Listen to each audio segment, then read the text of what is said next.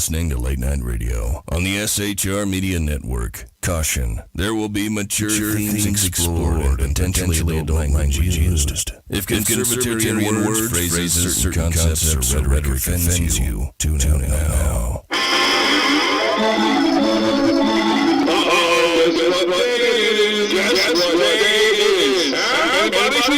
Guess what it is? Oh, come on, I know you hear me. What goes in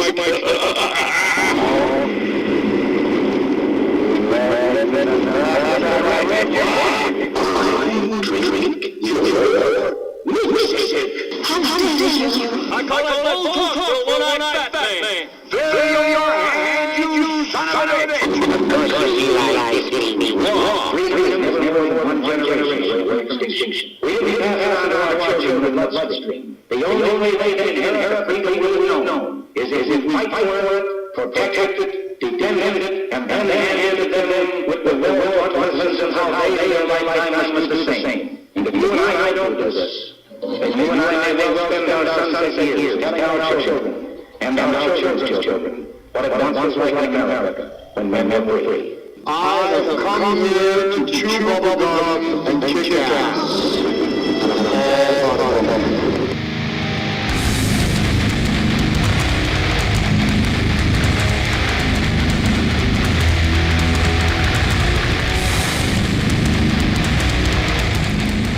Ladies and gentlemen, boys and girls, children of all ages, welcome back to the BBS Radio Show, where it is Tuesday, October the 6th, the year of our Lord 2020.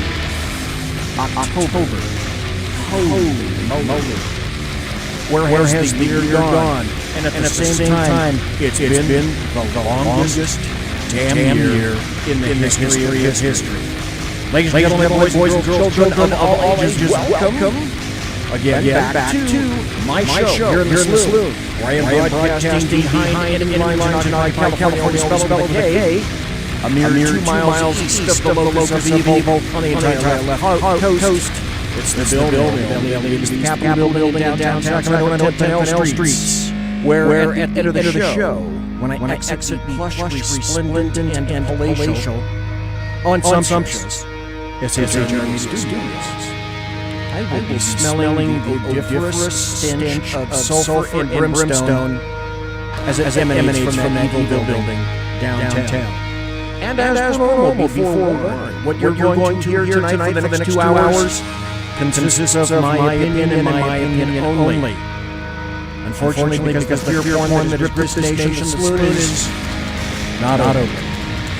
Now I'm starting to wonder if it's ever going to be. But I want you to know that I'm still serving stiff drinks, facts, history, logic, rationality, proportion, context, tradition, intent, and common sense out the back door. Also want to remind you of this. We don't water our drinks just like we don't water our conversation. Politics, religion, crime, culture, economics, race, sex, science, law, we talk about it all right here in the saloon. Where the speech is free, but the booze is not. A wonderful show for you as per normal, segmented into two 1-hour blocks. In the first hour, we have a returning guest, and I got a great response from the people that were listening live. I got a number of emails from people who said, hey, can you have this gentleman return? And so, unfortunately, he made the mistake of saying that he would return. So, back in the saloon, I have Mr. John Truman Wolfe. Now, we spoke to him last on September, a little less than a month ago, on September 17th. And the first time I speak to a guest, it's kind of a shotgun approach. I like to know a little bit about the background of individuals. But now for the bulk of the show, what I'd like to do is concentrate on two very specific topics. And they'll be about the Federal Reserve, essentially, what is it, what's its origin, what's its function, The other thing I'd like to talk about is the gold standard. And if we have time, and we may have time, I'd like to talk about the budget, the federal budget, because let's see, it almost seems like the last time we had a federal budget was before there were rocks, before rocks inhabited the earth. Because we certainly don't have one now. By the way, so if you didn't hear the last show, John Truman Wolfe is a number one best-selling and international award-winning author. His book that he's got out called The Coming Financial Crisis, Look Behind the Wizard's Curtain, was a number one Amazon bestseller. And I happen to order a copy of that. I'm waiting for that. He has another book called The 99 Strongest Banks in America. And what it does is it gives the purchaser almost 100 banks whose financial statements John Truman Wolfe personally reviewed for their strength and prudent, smart fiscal management. Mr. Wolfe is also the editor and publisher of Strategic Financial Intelligence, a newsletter that I happen to sign up for. Let me stop right here. First, John Truman Wolfe, welcome back to the saloon, sir. Hey, Mark, thanks for having me. And thanks for being here this evening. The nice thing about this is that I discovered that you're in Southern California and you're up in the mountains somewhere. Last time we spoke, you're not being threatened by fires, so that was a great thing. The other great thing about this is that you're on Pacific time, just like me, so it's about 8:08 right now, and it's not after 11 o'clock like most of the guests that I talk to who happen to be on the East Coast. But when we were here, I had a big sort of a scattershot approach to all of this. Tonight what I'd like to do is try to narrow this down and continue. You also have a weekly show yourself on CRN Talk Radio Network. It's called the John Truman Wolfe Financial Hour. And in terms of your CV, you were a senior credit officer for two California banks, one in San Francisco Bay Area, the other one in Beverly Hills. You were the co-founder of the Los Angeles-based business management company Wiseman & Burke, where you oversaw the business and financial affairs of some of the biggest names in Hollywood. And you have a master's degree with honors from San Jose State University. And you are the former chairman of the Department of History at John F. Kennedy University. So clearly that is a very impressive CV. So again, welcome back to the saloon, sir. And since we both happen to be in California, and we have not been released up in Sacramento County, where I am, in your area, is your county or region kind of released a little bit so people can go back to restaurants, that sort of thing? Or are you guys in the same doggone lockdown we are up here? I don't know exactly what you guys are suffering up there in Sacramento, Mark, but down here it's pretty restricted. There is dining only outside. So if the restaurant happens to be fortunate enough to have a patio where they can serve guests, then that's fine. There are a few restaurants around that have that, but many do not. The hair salons and nail salons are open. That's about it. These rules change. I mean, it's so psychotic, frankly. It is. It's like, okay, good. Well, you get your nails done, but you can't go have a burger across the street. I mean, it's just and you're within that's not a good metaphor. You're in spitting distance of the guy down the street, and the only plus to the insane dictates that are coming out of Sacramento are, I think he's upsetting enough Californians that he'll get thrown out. If he doesn't, I mean, the recall petition did make it on the ballot, Mark, if I'm not mistaken. So I haven't. We have for those people who are unfamiliar with this, both John and I live in California, always spelled with a K. And in California, we have what are called propositions. In other words, someone will have an idea, collect a sufficient minimum number of signatures, and attempt to get this idea on the ballot, and people vote for various things. It's Proposition 70, Proposition 20, etc. And there are a ton of propositions on the ballot, and that happens to be one of them. The other one that's extremely contentious right now is people who were basically they were considered contractors, like people who drive for Uber or Lyft are considered contractors. So Uber and Lyft don't pay them health care. They don't pay them massive benefits. It's part of essentially the gig economy. And people who migrate to those things do it because they want to. Because it's convenient for them. It fits their schedule. So, of course, Gavin Newsom, there's Proposition 22 on the ballot to make sure that the gig economy doesn't get removed. Because as you can well imagine, folks, all sorts of unions are bleating and carping, saying that that's not fair, because they are competing with taxi services. But somebody had a brilliant idea. People liked the idea. People signed up for the idea. And now California wants essentially its Merchant of Venice Shakespearean pound of flesh from all of these lovely individuals. Which reminds me, I'm going to start talking about propositions that are coming up. Before we get into the two main topics, folks, I'm talking tonight to John Truman Wolfe, financial expert, author of any number of books about finances, has his own radio show about finances. And the next show, John Truman Wolfe, the next show that you and I have, what I'd like to do is not talk about finances. You are an author of a ton of novels. Sadly, none of them I have read, but between now and then, I'm going to order one, and I would like to have you back.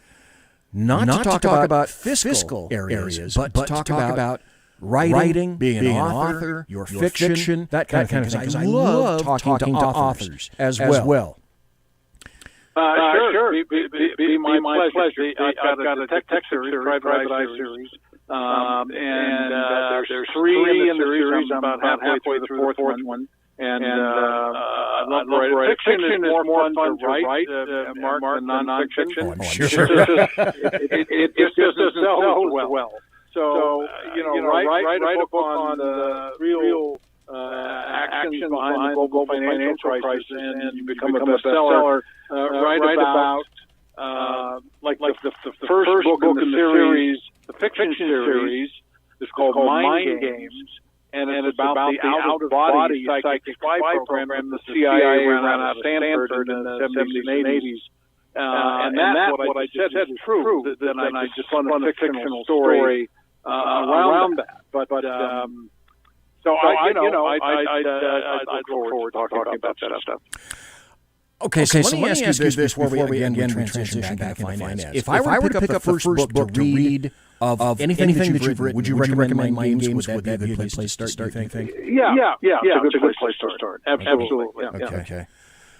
For tonight, we have the ability to focus a little bit more.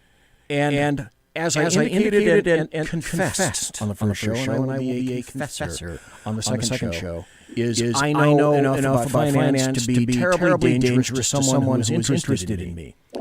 I started saving early. My dad was a brilliant guy. I didn't see him a hell of a lot when I was a kid. He was in the military, and we happened to move around, and he was gone most of the day. When he was there, when I was young, what we would do is open the newspaper. Boy, this dates. John Truman Wolfe, this really dates. Back when you could open up a newspaper and look at stocks. Right. Yeah. And he and I would choose stocks. And my dad started a portfolio for me when I was very, very young. So after having done that and predominantly not touched the bulk of those, some went away, some companies dissolved, etc. That initial portfolio ended up being pretty darn impressive. So I got into it at the beginning, but my understanding of finance is not so good. Not so very good. Having said that, I will confess I know almost nothing about the Federal Reserve.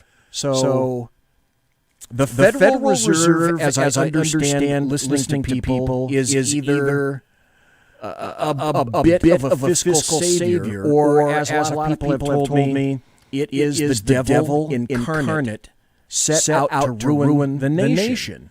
So I honestly, John Truman Wolfe, I honestly do not understand the Federal Reserve. So first, what is the Federal Reserve, sir? Well, the Federal Reserve is this country's central bank. Every major industrial nation in the world, and even unindustrial nations, have central banks. Central banks, as a generality, are designed to control the economy of the country and manipulate the amount of money in the economy and the interest rates that get charged in the economy, and in that way kind of control the economy, because the amount of money or the price of it to a very large degree dictates how businesses operate. In this country, the Federal Reserve has a heritage that goes back to shortly after the founding of the country. I'm talking about constitutional days founding. And there was the Constitution allows for or dictates that the money printed in this country should be done by the government, by the House of Representatives. But a central bank separate from the government was established. I forget what the exact year was. I think 1789. And it was backed and pushed by the Rothschilds, who were in England. And it got set up, and it had a life of, I think, maybe 10 years, something like that. And then that license expired. And then a second central bank was attempted to replace it under Andrew Jackson. And that was one of the most contentious times in American politics. The only time in American politics as divisive as what we're experiencing now was the effort by the Rothschilds and other of their allies in the United States to get a central bank established outside of control of the government. Because if you can control a country's money, you control the country. And that PR war went on for some time. Jackson was elected basically on the platform of getting rid of the second central bank. I actually omitted something. The second central bank was established. I forget what the year was. And then it came up for renewal, and Jackson killed it. If I'm not mistaken, he killed it in 1832. And there hasn't been a central bank in the United States for close to 100 years. And then in 1913, Morgan and Rockefeller interests and Rothschild interests established the central bank, the Federal Reserve Bank, which is what exists now. And it's been in existence a little over 100 years. And it's outside the control of the government. I mean, it's called the Federal Reserve, but it's nothing federal about it. The only tight connection to the government is the fact that the president gets to appoint chairman. But the Fed, and I'm sure many of your listeners know this, they don't have any money. They just make it. They create it out of thin air. the U.S. government does financial planning backwards. They go, okay, how much are we going to spend this year? War, welfare, interest on the debt, how much? And they go, okay, good, $4.5 trillion. Okay, that's what we're going to spend. Now, what's the revenue? It's $3.5 trillion. Okay, good. Well, we'll borrow the rest. We'll borrow the $1 trillion shortfall.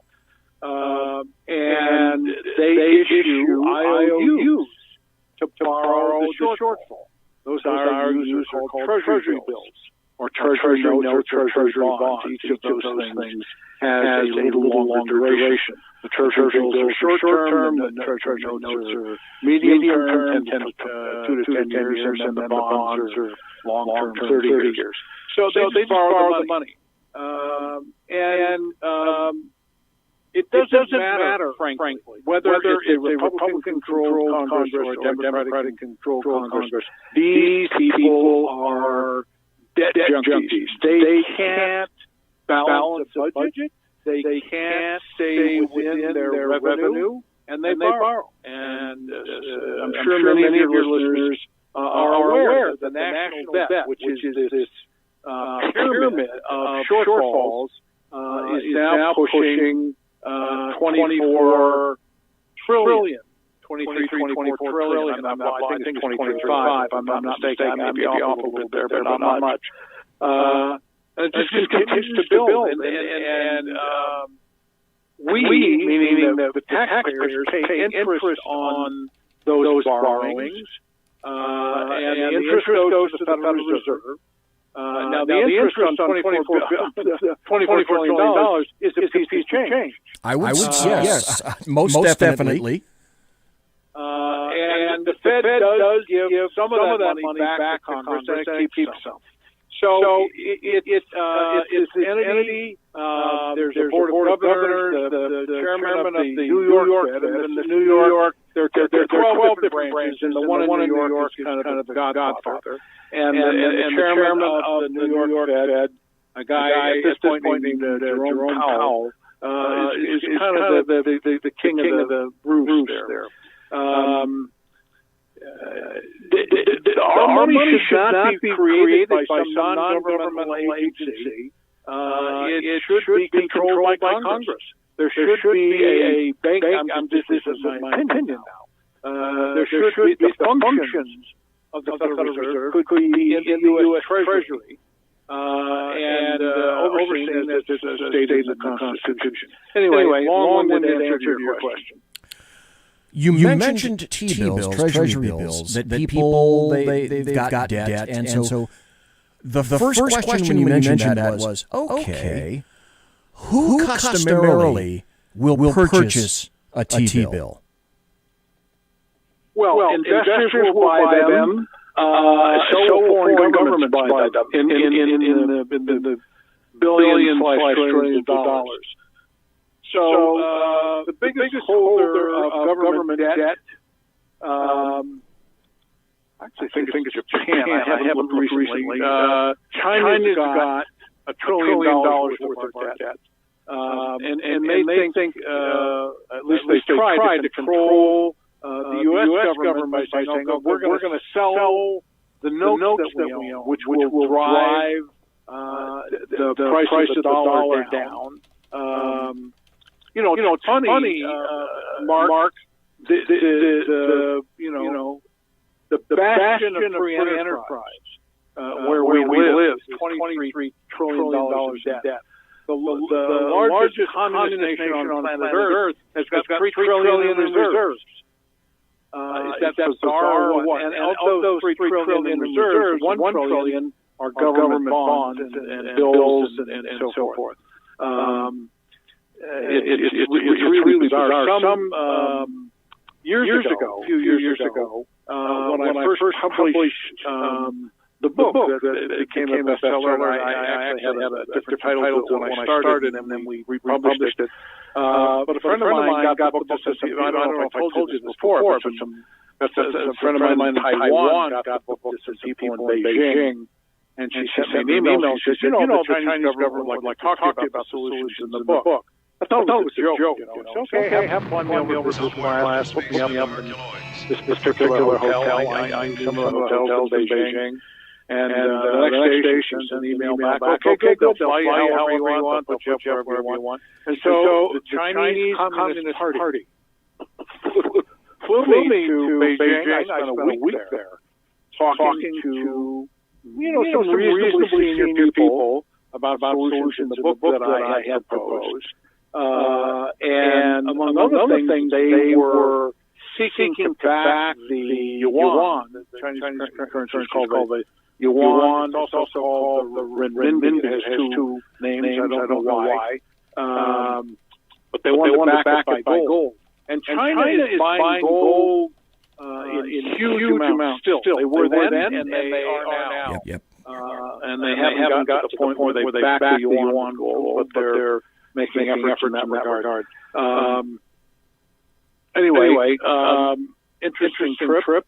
And there's more to that story, but the Chinese, what brought this to mind is your question about the T-bills. The Chinese government sits on $1 trillion worth of our debt. Folks, I'm talking to John Truman Wolfe. We had him on before. He's a financial expert in just about anything that you can possibly think of. I subscribe to his financial newsletter, and it's jam-packed full of stuff that if you think that finance is dry, okay in one aspect, yeah, it could be, but it impacts everything, and there's a ton of stuff in here. Now, I want you to know this up front, and I said it before, I'll say it again. I do not have any fiduciary connection with John Truman Wolfe. He's not paying me, I'm not paying him. I have guests on my show that I think are interesting as hell. Moreover, that the guests, the people that listen, I should say, contact me and say, can you have these individuals back on again? Which is why I've asked Mr. Wolfe back on again.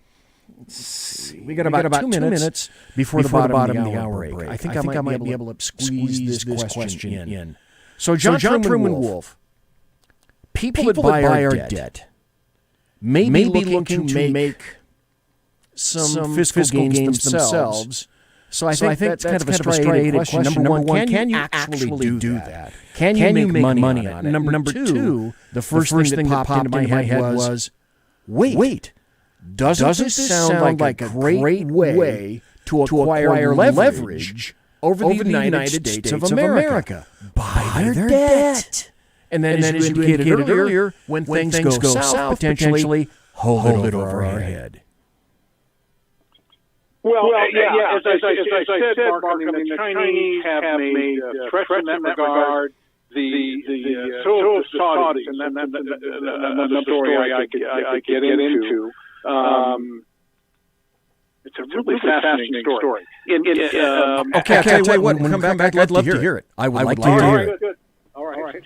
It's interesting, and it'll educate people on what's going on with the dollar. And people primarily buy government debt because the dollar is the world's reserve currency, not so much to make a killing on the interest. The interest rate on U.S. debt instruments is very, very low these days. Very low.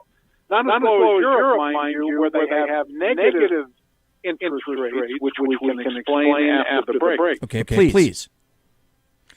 So folks, we're talking to John Truman Wolfe. Had him on the show last time, September 9th, if I'm not mistaken.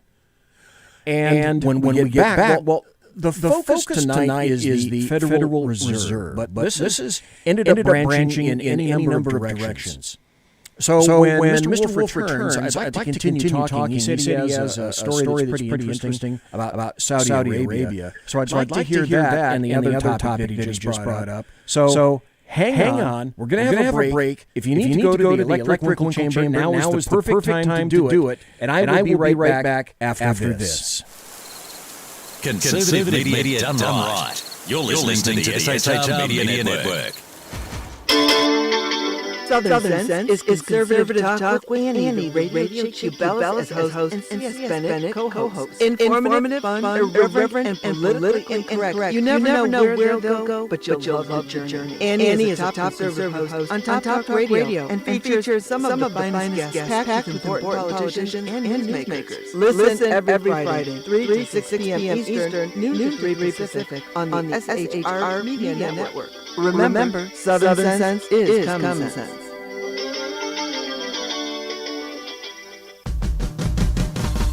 It's your business Stevie here, Melanie Collette. I'm inviting you to a front row seat as I discuss some of the most intriguing details of wealth and finance with today's movers and shakers in the world of business. Listen in and discover financial truths on a global, domestic, and household scale. Uncover topics that will impact your wallet today and in the future. Money Talk Melanie airs Monday through Friday, 5 p.m. East, 2 p.m. West, right here on SHR Media and High Place Pundit Talk Radio. You can't afford to miss it. From a public locker inside a dilapidated Long Island rail station comes a show designed to piss off liberals using truth, facts, and ridicule. The Little Radio Show, featuring the conservative voice from the People's Republic of New York, the Lid himself, Jeff Dennett. Tune in every Wednesday, 2 p.m. Eastern, 11 a.m. Pacific on the SHR Media Network. Go to shrmedia.com and Little Radio. We fight for the truth, justice, and a good kosher T-bone. If you don't listen, Hillary Clinton might sneak into your bedroom in her housecoat late at night and blame you for her election loss. It's the Lid Radio Show with Jeff Dennett. Conservative Media Tonight. You're listening to the SHR Media Network. Good evening. Broadcasting behind enemy lines in occupied California, the bloviating Simplest Broadcast Radio Show is featured on the SHR Media Network every Tuesday and Thursday night for 2 hours at 11 p.m. Eastern and 8 p.m. Pacific. Whilst manufacturers are running out of metal for the diapers of the leftists, BZ continues to radically change the world of leftists, one diaper at a time. Stop balancing your checkbooks. Stop cleaning your fish tanks. The bloviating Simplest Broadcast Radio Show is your magnet for truth, justice, obesity, a darkened studio, and late night freedom. No United States of American viewers were making this ad. This is Shannon Wright. And this is Michael Wright. Reminding you to listen to the right way with Shannon and Mike. Every Monday through Thursday, 7 to 9 a.m. Right here on shrmedia.com. Join me, Jack Alexander, for the Jack Alexander Experiment podcast, as I take a unique outsider's look at the issues affecting the USA. I fearlessly take on the issues that everyone else is too scared to touch.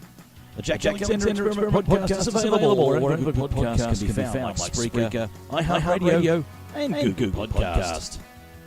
The Jack Alexander Experiment, because it's not a matter of left versus right, it's a matter of right versus wrong. After 6 years covering terror and corruption, the unpleasant blind guy is making a change. I'm Dave Milner. Join me on Spreaker, YouTube, through SHR Media and Western Free Radio Network. I team up with Jeff Mitchell, host of the English Defense League radio show, blogtalkradio.com. Check show pages for airtimes. It's the unpleasant blind guy. On ADL Radio. There's no director ever. Because truth is not always pleasant.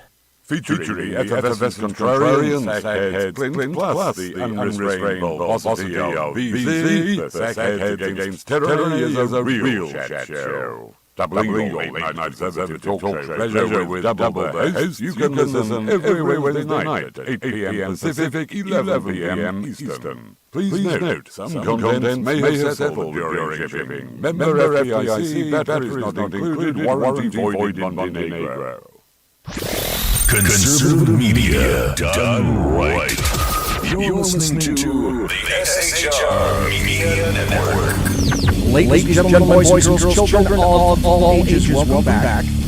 During the break, if you happen to be on either Facebook or YouTube, you happen to glance seriously at my tech servant, who is Sackhead Sean, who is trying diligently to repair the echo that's on YouTube.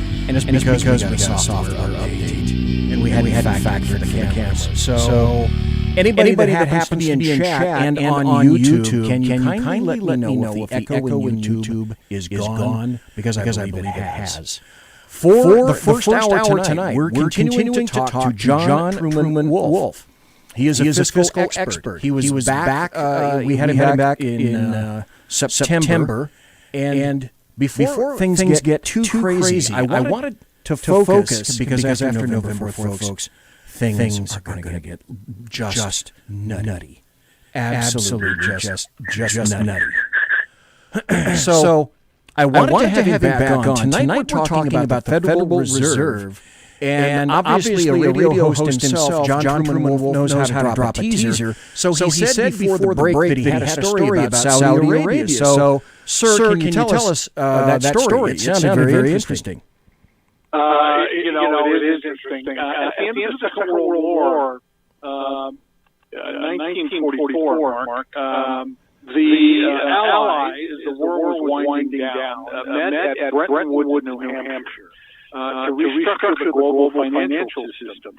And out of that meeting, out of Brentwood, which is what the conference was called, because that's what they were, came the World Bank, the IMF, to international organization that originally had positive purposes. They've now turned into global predators. That's another story. But the U.S. became the kind of king of the financial system, such that it was agreed that central banks around the world could turn in dollars for gold. The U.S. dollar became as good as gold. So it kept the dollar strong because central banks around the world would gather up dollars because they knew they could turn them in for gold. And the government could overspend and send dollars out everywhere, and the central banks would vacuum them up, and they would keep them in reserves. It was almost like having gold in their reserves. So that went on for about 25 years. In the late 60s, as we were pouring untold billions into the Vietnam War, and dollars were everywhere, Charles de Gaulle, who was not a fan of the United States, went, I'm not holding these dollars anymore, I'm turning them in for gold. He sends the French Navy to New York, he gets gold, and then other European nations started doing the same, turning their dollars to gold. The U.S. gold treasury was falling like a rock. And so Dick Nixon did one of the smart things that he did. One of the things that he did. He shut the gold in 1971. No more. We're not paying on anymore gold. So, but that left the dollar in kind of a precarious situation because central banks wanted the dollar because there was good gold. But now, if the dollars are out there in numbers, the value of the dollar is going to go down. And Nixon sends Henry K. to Saudi Arabia to talk to King Fahd, I think it was. And they make a deal. The deal is the United States guarantees to protect the Saudi oil fields from external or internal terrorists. They won't let their oil fields be attacked. In exchange, they tell the Saudi Arabians and the other OPEC nations to mandate that the purchase of oil be made in dollars. Okay. Well, countries need oil like a body needs oxygen. So the central banks resume their habit of collecting dollars and holding dollars because they need to buy oil. First Saudi Arabia does it, then he gets all the OPEC guys to do it, and that arrangement is called the petrodollar. And that has kept the U.S. dollar strong for 50 years. The petrodollar arrangement is starting to come apart, which is another story that we get into, but not right this second. I mean, it takes a while. So the petrodollar is starting to fall apart. Russia and China have put together another economic organization called BRICS, which stands for Brazil, Russia, India, China and South Africa. Those countries are now trading, doing international trade in their own currencies, which was unheard of some years ago. Anyway, that's the story of Saudi Arabia that I thought of when you asked whatever question you asked. I forgot what the question was. That story of the petrodollar. Having said that, folks, does that not answer a lot of questions with regard to our relationship with Saudi Arabia? A lot of people have been saying for quite some time, what's the special relationship between the United States of America and Saudi Arabia? It would seem to me that a good portion of that would be just as John Truman Wolfe delineated here, and you heard it first right here on the show. There was a secret agreement, Mark, subsequently, that not only would they mandate that oil be bought in dollars, but quietly that they would take the oil-producing countries that got all this money from all these dollars would reinvest the dollars in treasury bills. So they're not only buying, keeping the dollar strong, they're reinvesting it in our debt. They did that for 50 years. About 3 years ago, there was a law that was going through Congress, which said that American citizens had a right to sue Saudi Arabia from 9/11. And that bill went through Congress. Obama vetoed it, and Congress overrode his veto. But the bill was going through Congress. The Saudi Arabians went, if that bill passes, and they broke this secret agreement that's been there for 50 years, we're going to dump $750 billion worth of bills on the market. The legislation passed. The Saudis didn't carry out their threat. End of story. We lucked out on that one. There's a question in chat from Sergeant Booker. And he says, with all of these essentially convoluted machinations that have occurred over the years, how is it that the United States, hell, any nation, but primarily the United States, how do we, or how can we come out of this? It would seem as though we don't recognize the first rule of holes. And so not recognizing common sense and embracing continuous and apparently unstoppable debt, because no one apparently has the wherewithal in D.C. to even talk about this. How do John Truman Wolfe, how do we survive as a nation? And then after that, I want to go back to the gold standard a little bit. Well, that's the question that people that at least think rationally ask and ask. And it really, it hasn't been answered. For some years, I was in Washington. I did a bunch of work for a nonprofit up there. And that city, Mark, is psychotic. They're nuts. You can talk to a congressman or a senator, and most of those people up there are decent people. They are social personalities. But as a group, when they get into a group mentality, like this political party or that political party, they lose their individuality. There are a few legislators, in my experience and opinion, who have the integrity to stand up and put their feet down when they should. And that's what needs to be done. It's the real answer to the question. Some people, like Senator Rand Paul, will hold to his convictions, and he will hold to, this legislation goes through Congress, this is spending money we don't have, and he's almost the only one that's standing up going, no, don't do this. It's damaging to the country. Would I hesitate in asking this question? John Truman Wolfe would be appropriate to ask the question then, sort of an if-then equation said, that how strong we are as a nation fiscally gets down to how people feel, or am I completely misreading all of this?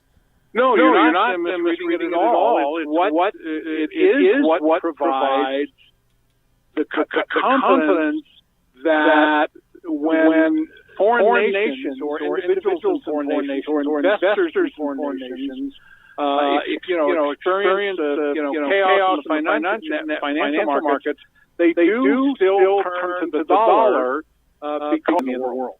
And it is, in fact, the confidence in that economy that keeps the dollar strong. Are you going to invest in the Chinese yuan with the CCP, the Chinese Communist Party, running kind of a quasi-capitalist, dictatorial economy? I don't think so. And the nations of Europe, the EU nations, Mark, the so-called PIG, Portugal, Italy, Ireland, Greece, and Spain, they call them the PIG because their economy, our economy is bad, theirs is much worse. So we remain the strongest game in town, but as a generality, the game is decreasing, and the dollar recently has been falling, and I don't know how else it could not fall, what else it could do, because the Fed is just making up billions of dollars out of nothing, and pretty soon people around the world go, you know what? that doesn't work. So I hate to say it. I don't like to be the bearer of bad news, but I think inflation is coming in a big way. That's why I'm a proponent of precious metals. And if you're getting the newsletter, you know that. I think it's one of the things that everybody should have some precious metals. As I was listening to you talk, one of the first things that came an individual in chat, Sergeant Booker, was saying, I'm starting to think the U.S. is only as strong as its printing press. Is that accurate?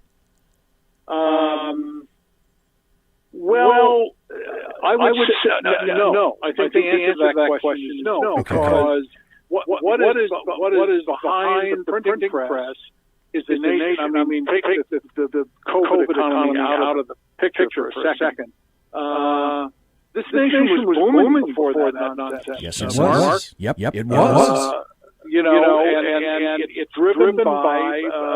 It's not driven by Apple and Google and Amazon. All those corporations are huge, and people can have their opinions about companies that big. But the economic engine in the United States is small businessman or woman.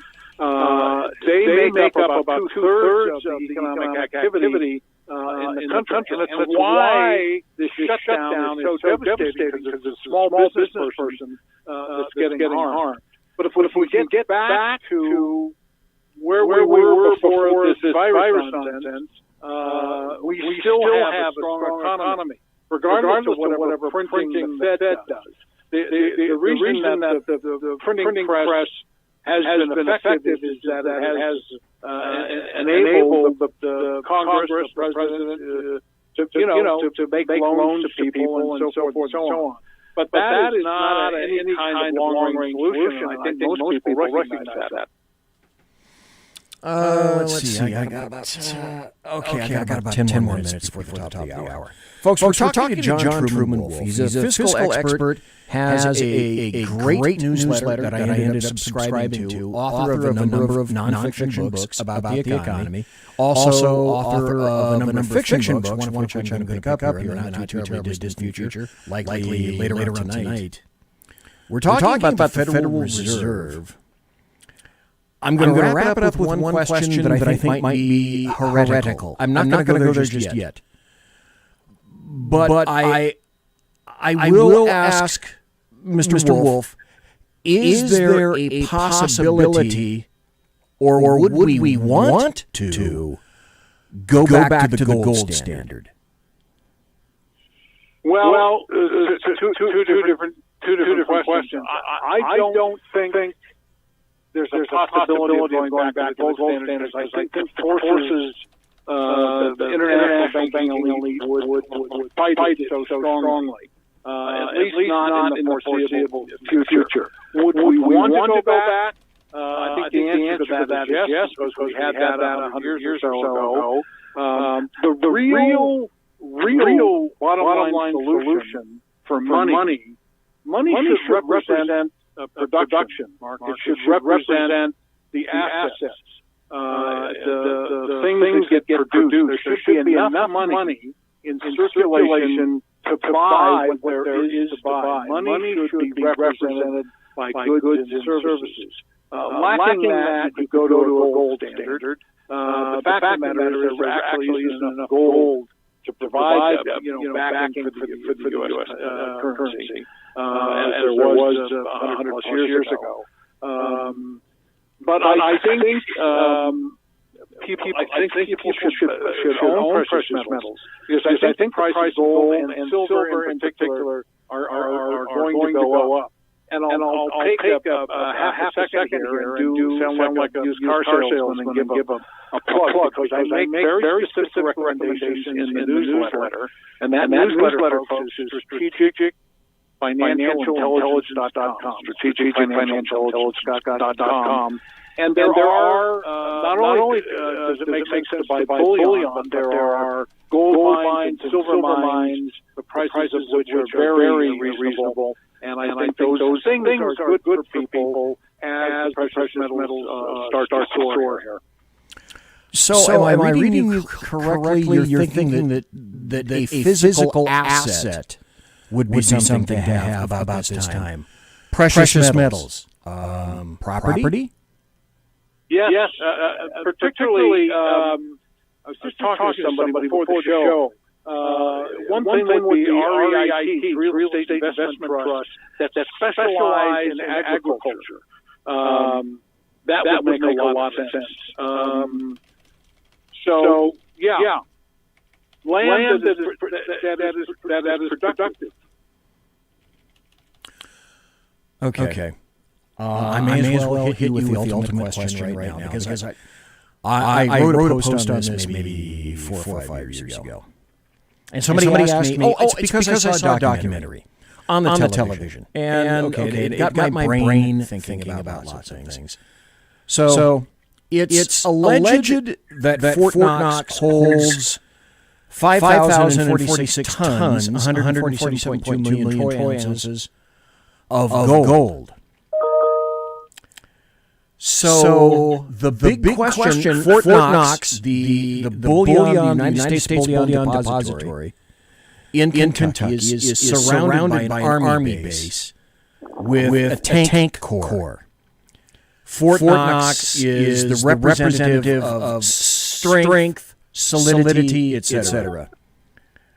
But with all the shenanigans that have gone around, and I know the government can't answer this, but I'll just throw it out to you. With all the incredible, convoluted, Machiavellian shenanigans that have gone on over the past 70, 100 years or so, do you think there's any gold in Fort Knox? I wish I had that crystal ball, Mark.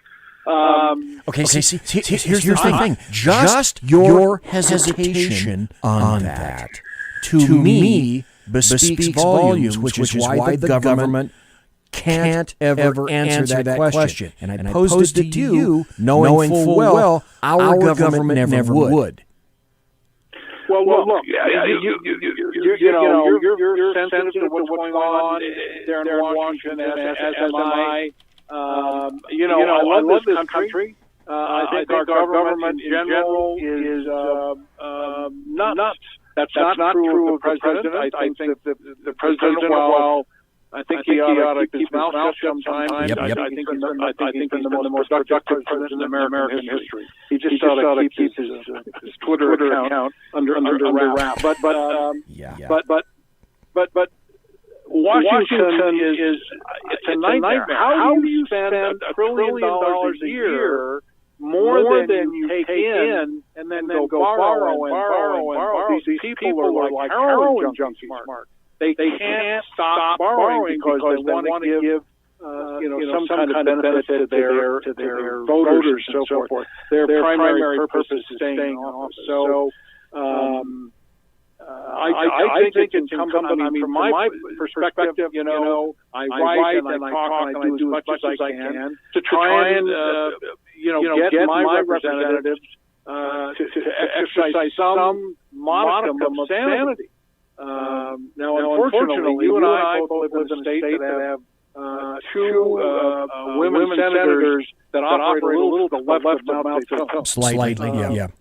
Now I happen to live in a congressional district with Kevin McCarthy as my congressman, so I can do good in one place and not another. Anyway, we just have to keep pushing sanity and survival. And I think if enough people, I've done enough lobbying in Washington to know that if the public gets upset about something or they communicate strongly enough, it changes minds up there in Capitol Hill. Nothing can change minds like public opinion. And I think shows like what you're doing and the reason that I write my newsletter is to try and get them to adopt sane policies and not spend us into debt for the next 100 years.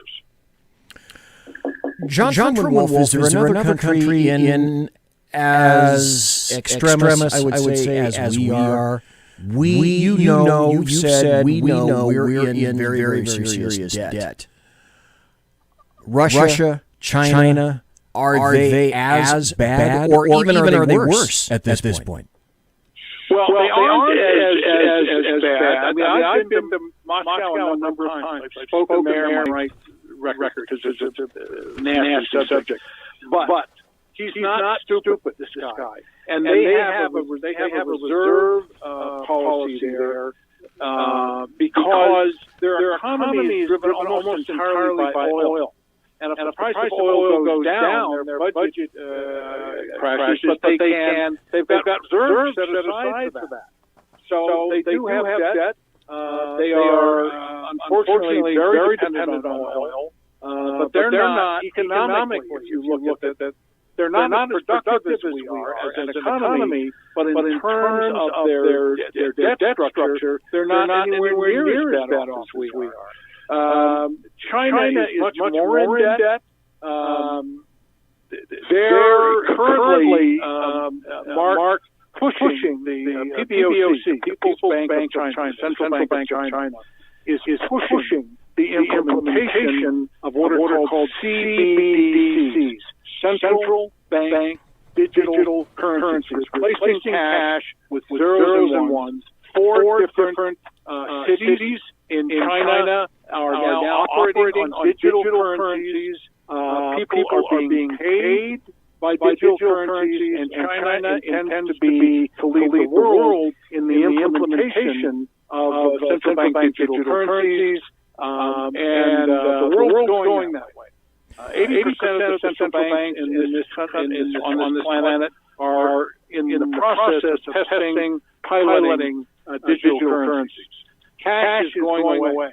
And it's one of the reasons I recommend that people stash some precious metals. I cannot see, honestly, John Truman Wolfe, anything but chaos and anarchy coming as a result of that. It leads to so many questions. I think the next time that I ask you back, it'll be either for your books, your fiction books, or just to get into a big discussion, as one of your newsletters did recently that I read, about the digital economy, why it's coming, all about it. We touched on it being here tonight. Can you tell people where you can be heard and or read, please? I will repeat what I said earlier. StrategicFinancialIntelligence.com is the newsletter that comes out once a month. In addition to that, people that subscribe to Strategic Financial Intelligence, I do, as you said, I do a radio show every week, and we transcribe the audio version of that and send it to the subscribers of the newsletter. And we also send the audio file of the radio show every week. So people get a monthly newsletter and then weekly updates of, sometimes I interview the CEOs of mining companies or, other experts in mortgages or banking or whatever. So with the newsletter, you get a lot of goodies. Okie doke. John Truman Wolfe, thank you ever so kindly for being here tonight. God bless, take care, and be safe. What a ride we're in for. Thank you kindly, sir. Thanks for having me. I appreciate it. Folks, that was John Truman Wolfe for the first hour. When we come back from the break, the entire second hour is going to be taken up with an SHR Media special report. What voter fraud? And would you suspect that I may have found a bit of voter fraud? The other thing that I want to tell you is, in the process of doing show prep for this, I made a discovery that was basically a concern lied to the entire state of Virginia, I discovered. Some local media investigated it. And this concern got away with lies to the state of Virginia. BZ, what the hell are you talking about? Well, I'll tell you right after this. Conservative media done right. You're listening to the SHR Media Network.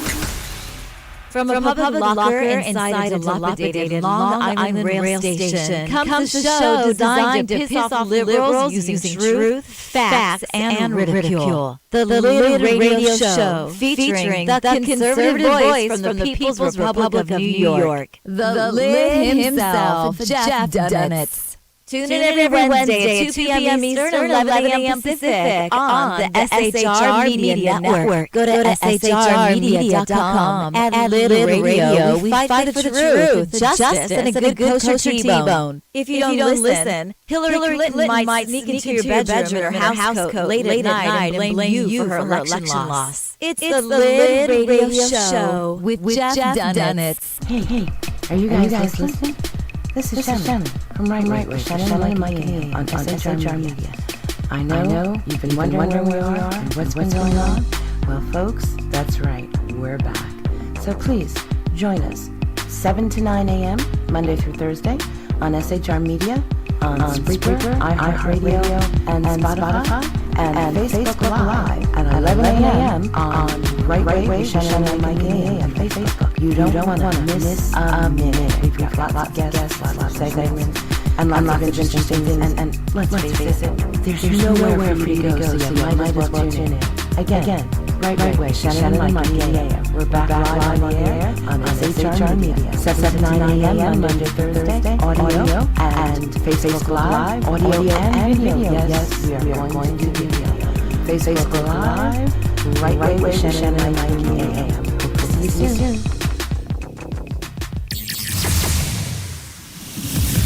Broadcasting beyond lines in Untitled, California, a mere 2 miles from the state capitol. The bloviating Zeppelin's Berserk Bobcat Saloon Radio Show can be heard every Tuesday and Thursday night at 8 p.m. Pacific and 11 p.m. Eastern. Only on the SHR Media Network. Go to shrmedia.com to listen. You can also watch on the SHR Media Facebook page and the SHR Media YouTube channel. No goldfish reviews make us sad.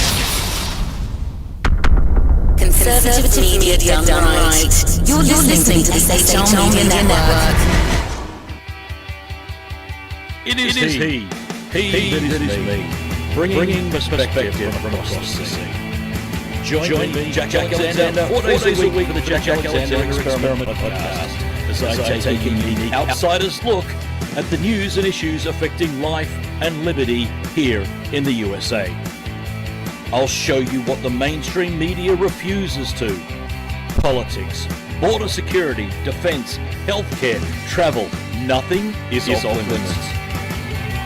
Catch the Jack Alexander Experiment podcast each Monday and Thursday on Facebook, YouTube, and everywhere good podcasts can be found. Also, check out the website www.jackalexanderexperiment.com. Southern Sense is conservative talk with Annie, the radio chick you balance as host, and C.S. Bennett co-host. Informative, fun, irreverent, and politically incorrect. You never know where they'll go, but you'll love the journey. Annie is a top conservative host on Top Talk Radio and features some of the finest guests packed with important politicians and newsmakers. Listen every Friday, 3 to 6 p.m. Eastern, noon to 3 Pacific, on the SHR Media Network. Remember, Southern Sense is common sense.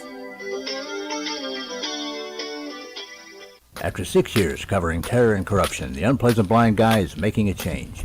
I'm Dave Milner. Join me on Spreaker and YouTube through SHR Media and on the Western Free Radio Network as I team up with Jeff Mitchell, host of the English Defense Elite radio show on blogtalkradio.com. Check show pages for airtimes. It's the Unpleasant Blind Guy. On EDL Radio. There's no surrender, ever. Because truth is not always pleasant. Conservative media done right. You're listening to the SHR Media Network. It's your business diva here, Melanie Collette. I am inviting you to a front row seat as I discuss some of the most intriguing details of wealth and finance with today's movers and shakers in the world of business. Listen in and discover financial truths on a global, domestic, and household scale. Uncover topics that will impact your wallet today and in the future. Money Talk with Melanie airs Monday through Friday, 5 p.m. East, 2 p.m. West, right here on SHR Media and High Plains Pundit Talk Radio. You can't afford to miss it. Conservative media done right. You're listening to the SHR Media Network. And we are back. It's the second hour. I can tell you right now, for better or for worse, I am anticipating some overtime. For those of you who may be... I just decided to stop that. For those of you who like extra time, I believe that you're definitely going to get some extra time out of this. Because this will be an SHR Media special report about voter fraud. As in, voter fraud? What voter fraud? This is an SHR Media Network special report.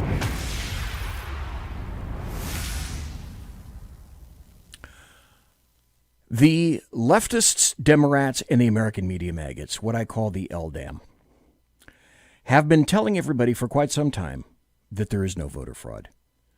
So I decided to start this like the other one that I did about I've done some serious investigations recently into the coronavirus and also into why are we still locked up.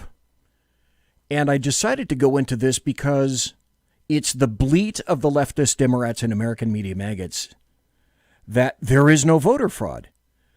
So I went and started investigating, and I have something unique, which apparently a lot of them don't. I have the internet.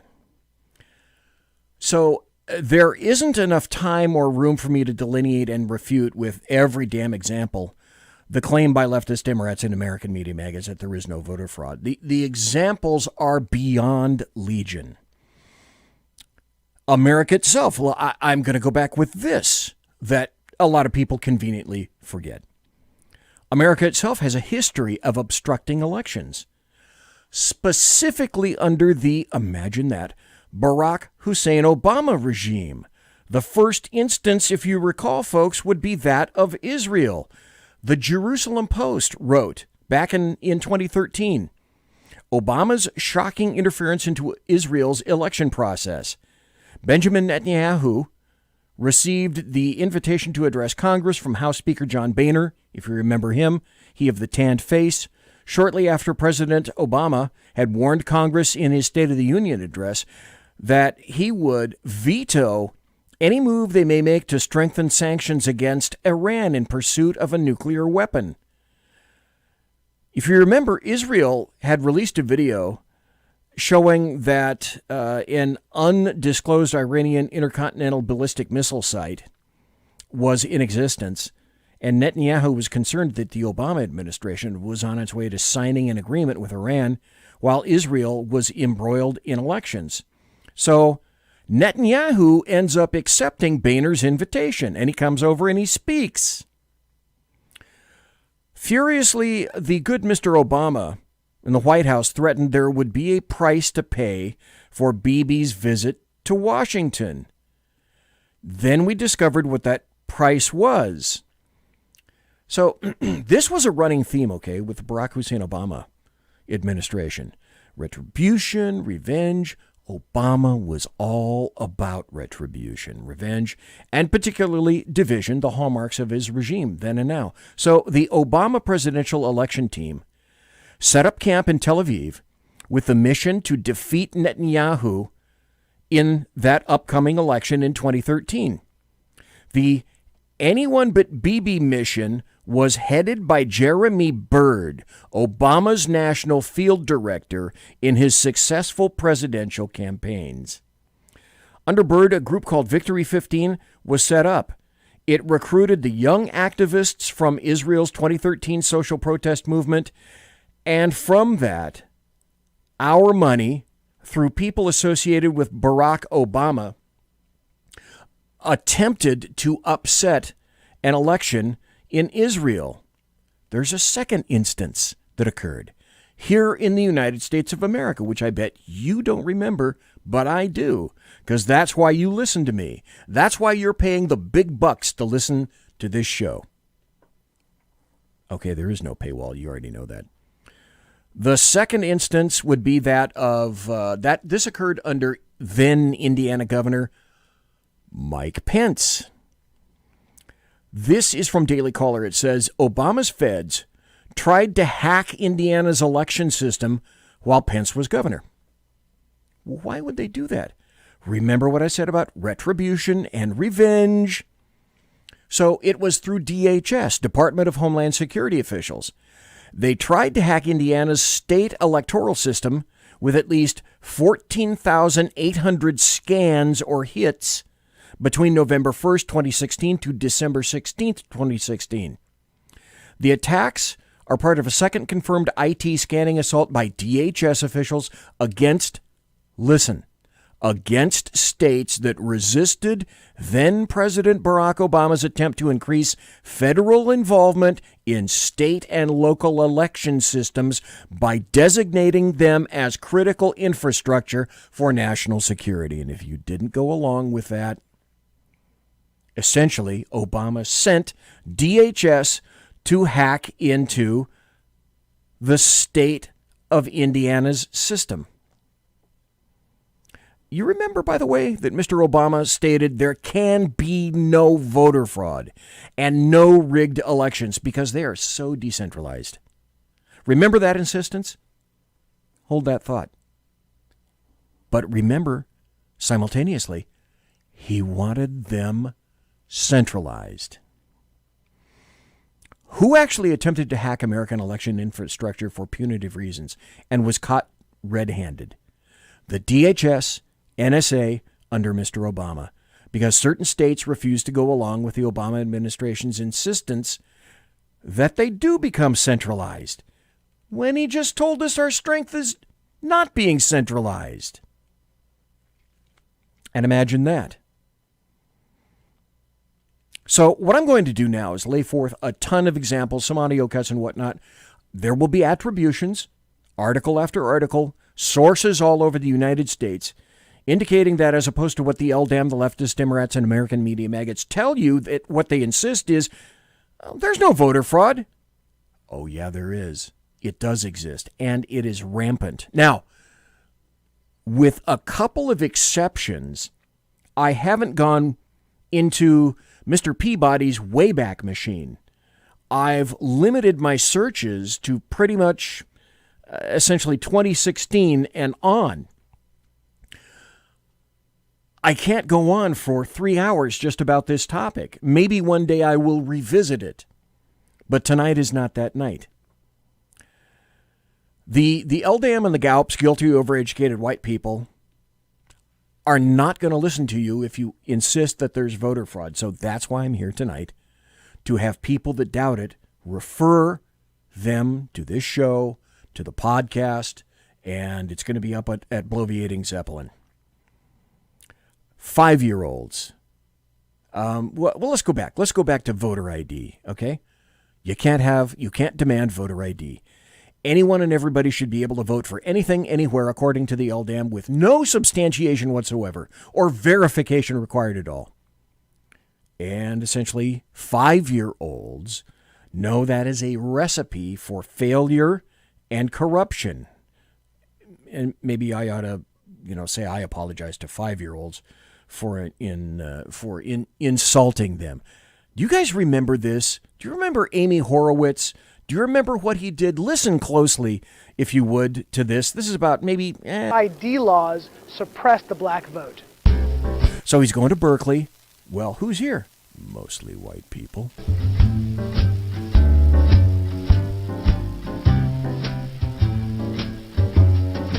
you have an opinion on voter ID laws? Yeah, they're usually pretty racist and they're bad. I think voter ID laws are a way to perpetuate racism. Would you go as far as say those laws are racist? For sure. Do you think it suppresses the African American vote? Definitely. Tell us how. Because they're less likely to have state IDs. Minority voters are less likely to have the kinds of IDs that have been described or required. These type of people don't live in areas with easy access to DMVs or other places where they What a haughty piece of crap the British do. can get identification. You can always get IDs you do over the internet. Does that also make it difficult for black people in particular? Yeah, you have to have access to the internet. You have to be able to pay an internet service provider for certain fees. Do you think that's harder for black people to go online? Well, I feel like they don't have the knowledge of how it works. A lot of people have. Black people don't have the knowledge of how it works. That darned internet. Smartphones, but you might not have data. For most of the communities, they don't really know Black people may not have smartphones. They may not have data. what is out there just because they're not aware or they're not informed. They're not aware. They're not informed. There's a repression of black voting with how if you're a convicted felon, you're not allowed to vote and everything. And when you look at swing states like Florida, that's a huge population of the African Americans. Now I'm here in East Harlem to ask black. You might want to ask the community of Cubans about that, girly. Black people their thoughts on what you just heard. So now he's in Harlem. Now he's going to ask black people about that. Have ID normally? You carry ID around? Yes, I have state ID. Do you carry ID? Yes, I do. Do you know any black person who doesn't carry ID? No. Everyone that I know has an ID. Why would they think we don't have ID? That's a lie. Why would they say that? Do you have ID? Yes. Because I have my ID and my friends have their ID, so we know what we need to carry around. Everybody that I know have ID. That's one of the things you need to walk around with New York with, ID. Do you know any black adult who does not have ID? No, I don't. Is it a weird thing to even say that? Yes, it is. What is this, some type of trick candy cameras? I know, right? That's the only thing I brought with me. Those are legit IDs. I heard a lot also that black people can't figure out how to get to the DMV. Really? What does that say to you? I know it's that. It's on 25th Street. Do you know where the DMV is around you? It's on 125th Street and 3rd Avenue, I believe. You know how to get there? Yeah. Would you have a problem getting there if you had to get there? No. I know these sound like silly questions. You know how to get to the DMV? Of course. You know where it is? Yes. You can get there? Uh-huh. No problem. No problem. Just checking. Okay. And I also heard a lot that black people, especially poor black people, have no access to the internet, can't figure out how to use the internet. That's just stupidity, honestly. Everybody has access to the internet. Even a little kid can figure out how to work the internet. I had access to the internet for years. You know how to use it properly, right? Exactly. I do it at work. So, of course, I know how to use it. My kids know how to use it. They all have iPads, iPods, whatever. Your phone has data? Mm-hmm. You can actually unlimited. Unlimited data. Mm-hmm. I use my phone as a hotspot. What does that say to you for the people who have this perception of black people? They're pretty much ignorant. That's what my thought process was. I just think that's ignorant. Ignorant. Ignorant. That's the word I hear very a lot. ignorant. Ignorant. Very, very ignorant. Does it sound racist for somebody to say that? I think it is a little racist because, you're putting people in a category and you have no idea what you're talking about. Maybe a little bit of racist in it, but like I said, I think it's more stupidity and ignorance. You're judging somebody, but you're judging them because they black, saying that they don't got it. people are they talking to? Who are these people talking to? Do you have a problem that if you go to vote and they say, "Can we please see your ID to make sure you are who you say you are"? Are you Love cool? showing my ID. You have no problem with that? Nope. Would you have a problem if, when you go to vote, if they say, "Can we please just see your ID to make sure you are who you say you are"? Do you have an issue with that? No. Would you have a problem if there was a rule where you have to show your ID in order to vote? I don't think so. No. Would you have an issue if there was a rule saying you got to show your ID before you vote? Nah. You cool with that? Yeah. Okay, so wait. What we have is a situation where American blacks think that GAUPs, which are guilty, overeducated white people, all the chicks and little boys in Berkeley and that elitist British piece of crap are saying about them is insulting them. Facts and evidence. So let's start by observing that in the county of Los Angeles should have been doing for years and years. What voter fraud? So not just Los Angeles, every American city and every county in the United States of America should have been scoured. What are your boards, local boards, doing if not scouring those lists? Nothing? Dude, packed and ancient voter rolls generally benefit whom? The Democrats. So Tom Fitton, as per normal, had to sue a government to get the government to do its own damn job. So a lawsuit from him spurred California to begin a massive 1.5 million inactive voter roll cleanup. So Tom Fitton, under judicial watch, is suing governments to get them to do their damn jobs.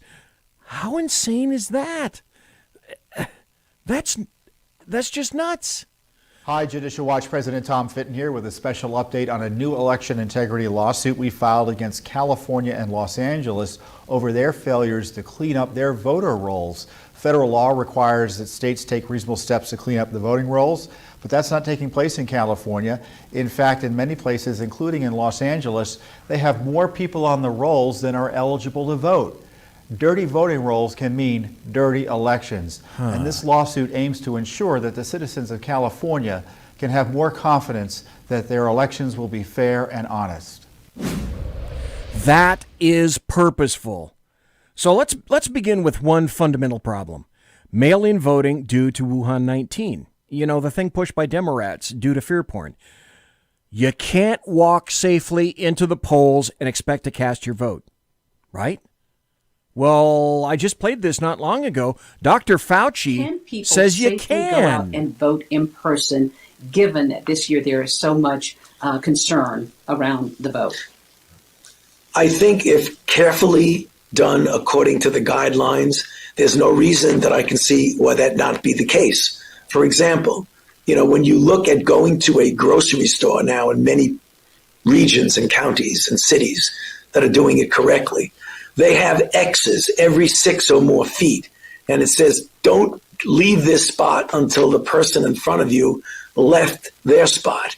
And you can do that. If you go and wear a mask, if you observe the physical distancing and don't have a crowded situation, there's no reason why you shouldn't be able to do that. So the revered and worshipped Dr. Fauci, huzzah, says, yeah, as a matter of fact, you can vote in person.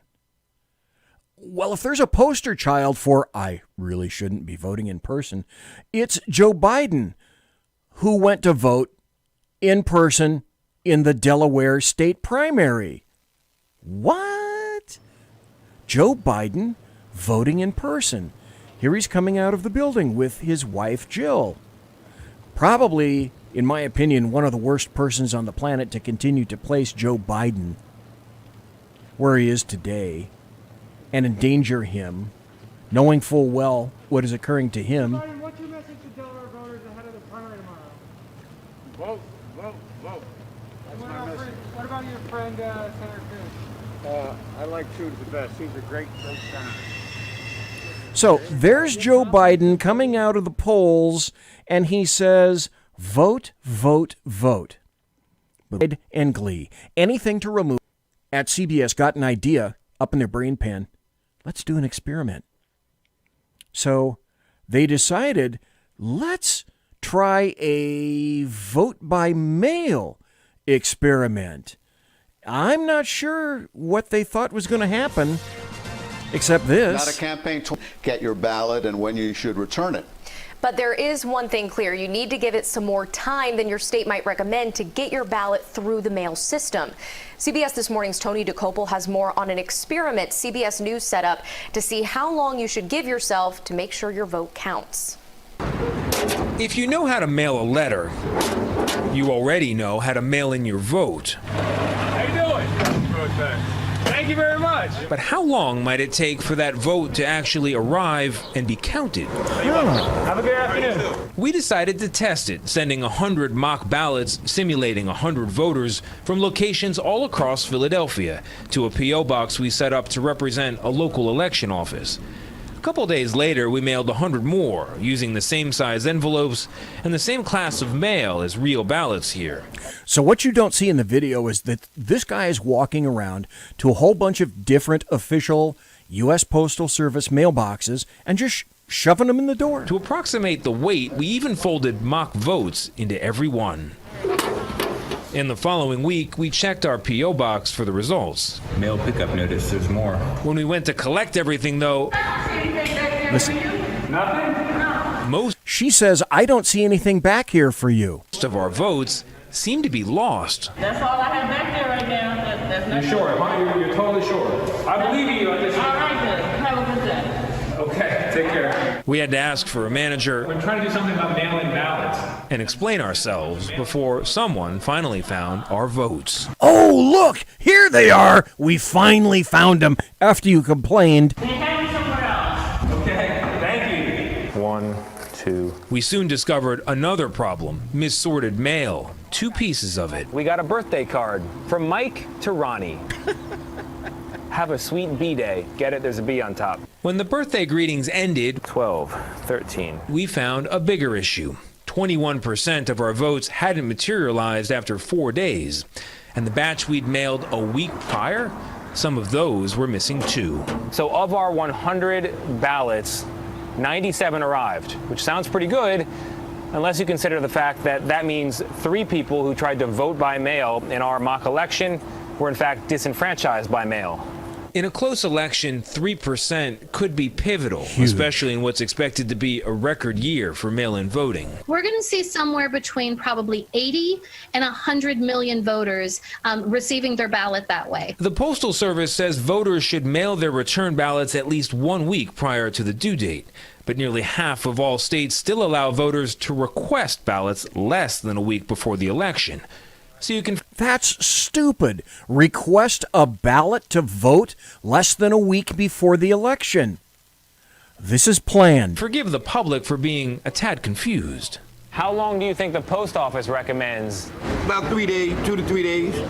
They're saying at least a week. A week? They're saying at least a week for your vote. I just don't trust the mail. That's true. You don't trust the mail either? Well, I just don't. I would like to give, especially during COVID, give them ample time to deliver it. I don't trust it. Why not? I don't know. I'm scared that it might get lost in the mail. I just want to make sure that my vote is submitted. She's smart. Like, I see that it's submitted, that it actually counts. We should point out that official election mail has a logo that we didn't include, and that is supposed to help expedite it, but our results are broadly in line with the Postal Service's own audits. The Postmaster General declined our request for an interview, but in an email, the Postal Service told us it's committed to delivering election mail in a timely manner. It also says it can handle the expected surge and that it is working with election officials to help with that effort and to educate the public. Hey, stop right there. Do you think the Postal Service has its own version of the deep state? You bet your ass it does. What voter fraud? Hey, listen, Demi is in the studio. Did you hear her meow? You might hear her behind in the background. So the U.S. Postal Service is no more prepared for this kind of explosion in volume Oh, you know what? I think we're not going to do any more promos. I'm just going to let you know this for right now, folks. Conservative media done right. You're listening to the SHR Media Network. The U.S. Postal Service is no more prepared for this kind of a massive explosion, or maybe it's an implosion, in volume and demand than the man in the moon. This is literally unprecedented in the history of the Postal Service. But you got to understand, that's the point.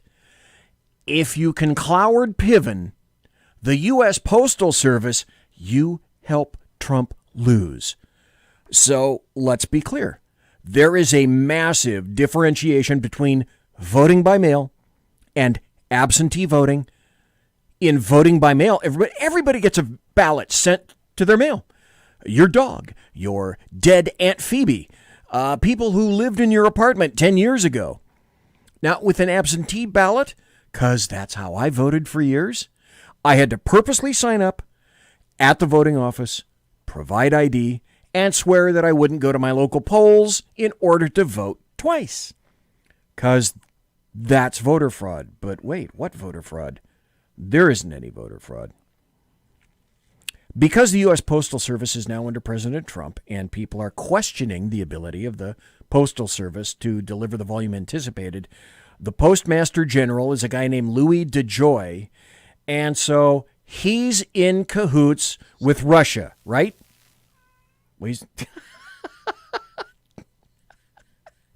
Did you guys hear that? That was Demi. That's Demi the studio cat.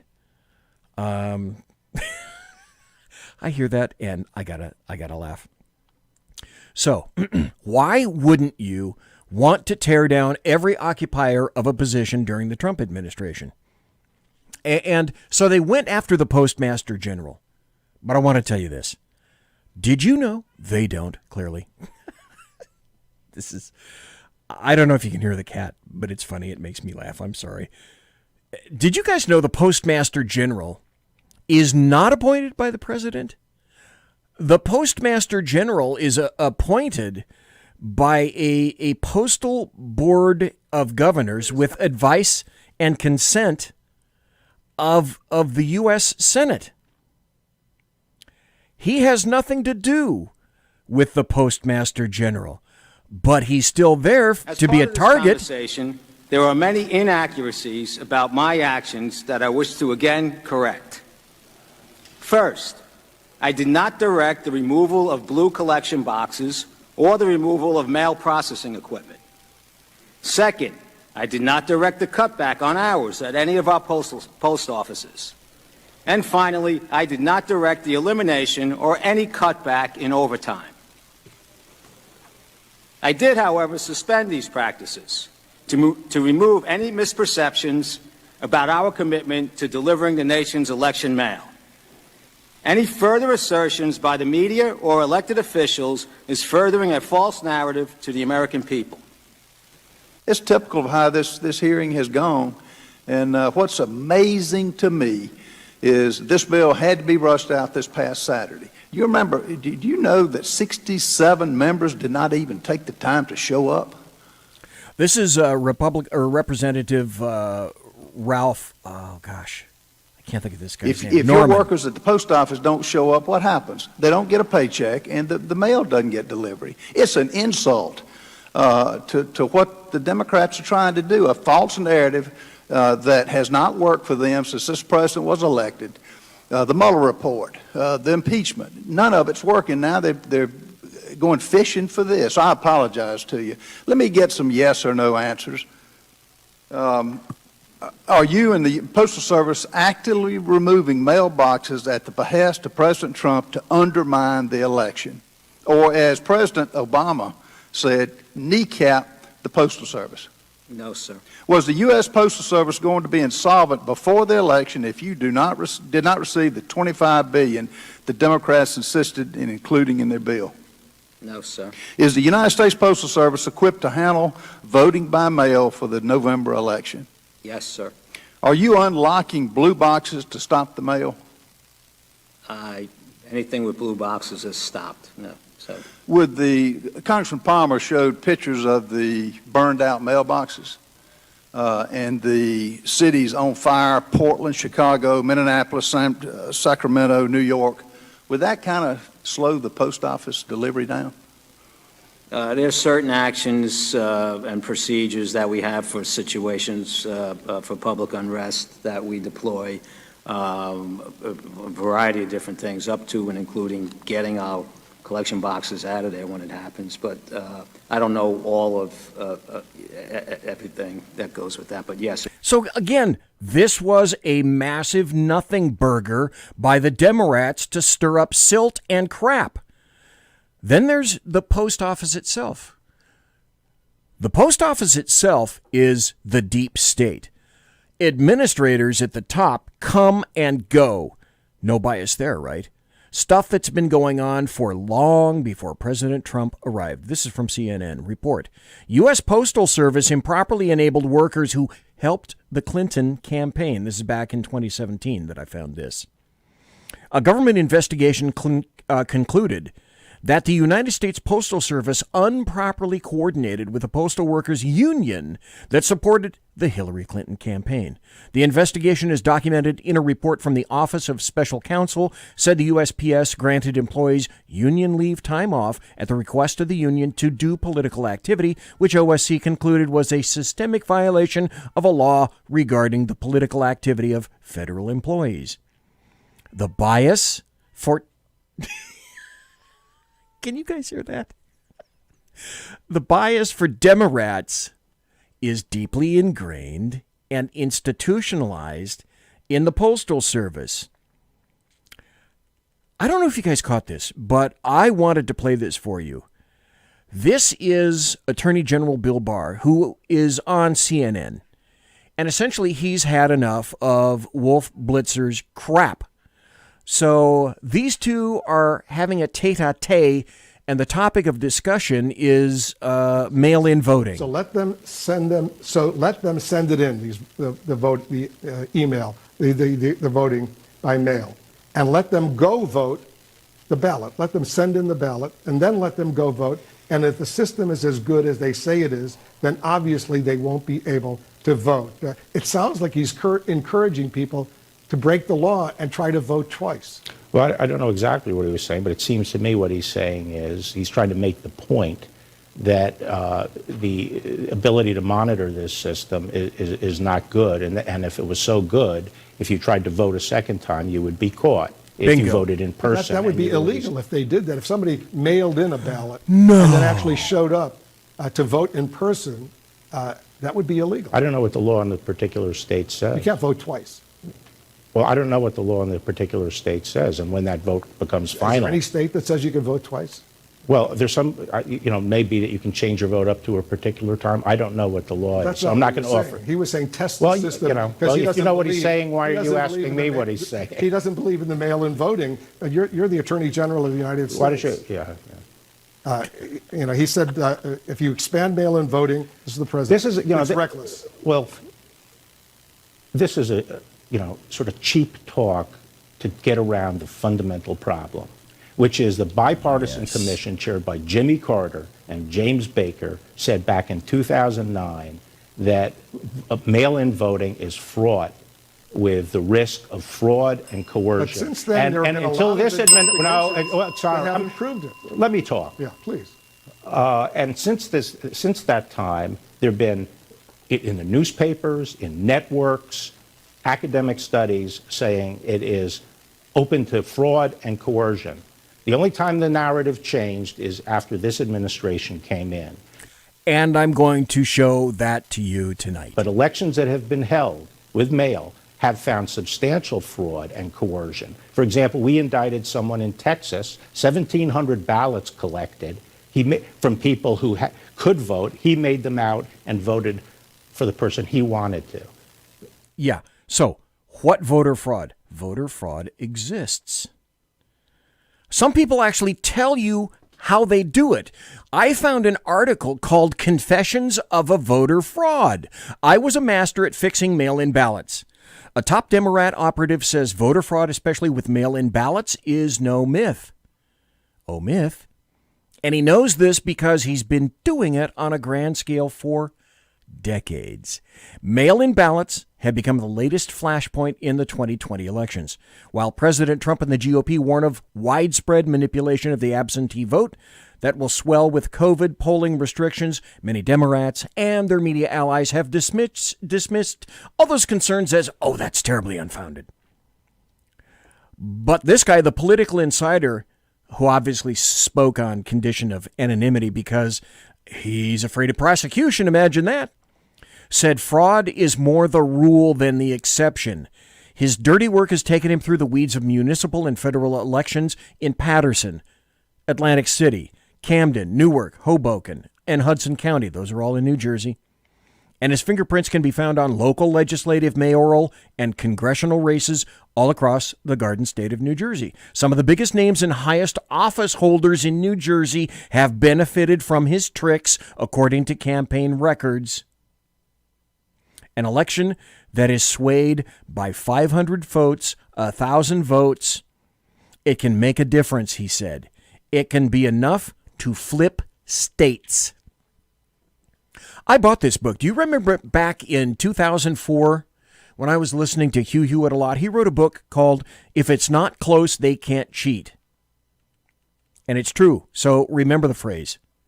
So this guy, whistleblower, whose identity, rap sheet, and long history working as a consultant to various campaigns were confirmed, by the way, by this reporter, says he didn't just change ballots himself over the years, but he led teams of fraudsters and mentored at least 20 operatives in New Jersey, New York, and Pennsylvania.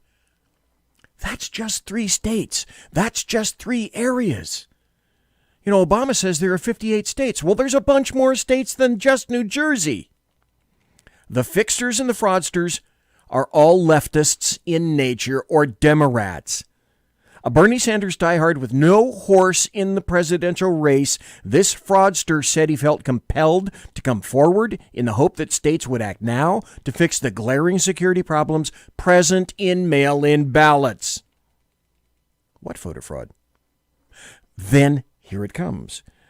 He would have his operatives fan out, going house to house, convincing voters to let them mail their completed ballots on behalf as a public service. That's called ballot harvesting. The fraudster and his minions would then take the sealed envelopes home and do what? Hold them over boiling water? Yeah, that's ballot harvesting. That's legal in California. Always spell it with a K. He then would remove the real ballot, place the counterfeit ballot inside the signed certificate, and reseal the envelope. 5 minutes per ballot tops, he said. And the fraudster confirmed what we already suspected. Now we know. He said sometimes Postal employees are in on the scam. You got a postman who is a rabid anti-Trump guy and he's working in Bedminster or some Republican stronghold. He can take those filled out ballots and knowing 95% are going to be Republican, he can just throw those in the garbage. And I got stories about that. In some cases, mail carriers were members of his work crew and would sift ballots from the mail and hand them over to the operatives. Nursing homes, great for ballot harvesting, great for Governor Cuomo. Hitting up assisted living facilities and helping the elderly fill out their absentee ballots was a gold mine of voters, he said. There are nursing homes where the nurse is actually a paid operative, and they go room by room by room to these old people who still want to feel like they're relevant, said the whistleblower. They literally fill it out for them. Then, when all else fails, the insider would send operatives to vote live in polling stations, particularly in states like New Jersey and New York that don't require voter ID. The best targets were registered voters who routinely skip presidential or municipal elections. Information, by the way, that is publicly available. What voter fraud? The tipster guy said New Jersey homeless shelters, there's a mine to be tapped, offered a nearly inexhaustible pool of reliable, meaning buyable, voters. They get to register where they live, and they go to the polls and they vote. He said, laughing at the roughly $174 per vote Mike Bloomberg spent to win his third mayoral term. He said he could have delivered the same result at a 70% discount. Like when Frank Poopy Raya, a real estate developer and Hoboken nabob, was convicted last year on federal charges for paying low-income residents $50 a pop to vote how he wanted during a 2013 municipal election. Imagine that. What voter fraud? And the inaccuracies and the inefficiencies of mail-in balloting have already been proven in New York. Here come the stories that I found about New York. Over 80,000 mail-in ballots disqualified in New York City primary mess. This was as of August 5th, just a month ago. The mail-in ballots of more than 84,000 New York City Democrats who sought to vote in the presidential election were disqualified, according to new figures released by the Board of Elections. The Board of Elections received 403,103 mail-in ballots for the June 23rd Democrat president primary. But the certified results released revealed that only 313,995 mail-in ballots were counted. If that happens for the Democrats, do you think that Republicans have a choice? That means 84,108 ballots were not counted or invalidated, 21% of the total. A fifth. Over a fifth. And that's just a sampling of what's to come nationally. What if a full 1/5 of national ballots in this November election weren't counted? If it's not close, they can't cheat. What voter fraud? And primarily, whose ballots wouldn't get counted correct? Republicans. Because, by the way, if you're not familiar, if you look, the R and the D are printed on the outside of every ballot return envelope. It's at least the ones that I've seen in California always spell it with a K. 1 out of 4 mail-in ballots were disqualified for arriving late, lacking a postmark, or failing to include a voter's signature or other defects. The Post reported Tuesday that roughly 30,000 mail-in ballots were invalidated in Brooklyn alone. But hey, who's counting? What voter fraud? This is the perfect scam. Absentee ballots, uncounted because the New York return envelopes are prepaid metered mail. And to be counted, ballots must be postmarked with a date. But in New York, guess what? Prepaid envelopes aren't postmarked with a date. So what happens? That's just New York. That's just New York. There are 57 other states to be concerned about, according to Obama. Then there's voter fraud in Nevada, of all places. Nevada? What are you thinking about that? Well, Earlier this month, President Donald Trump tapped Vice President Mike Pence to head up a commission on voter fraud. Vice President Pence should start his efforts right here in Nevada, where the motto of our voter... By the way, this is Victor Jakes of the Las Vegas Review-Journal newspaper. The registration system should be trust, don't verify.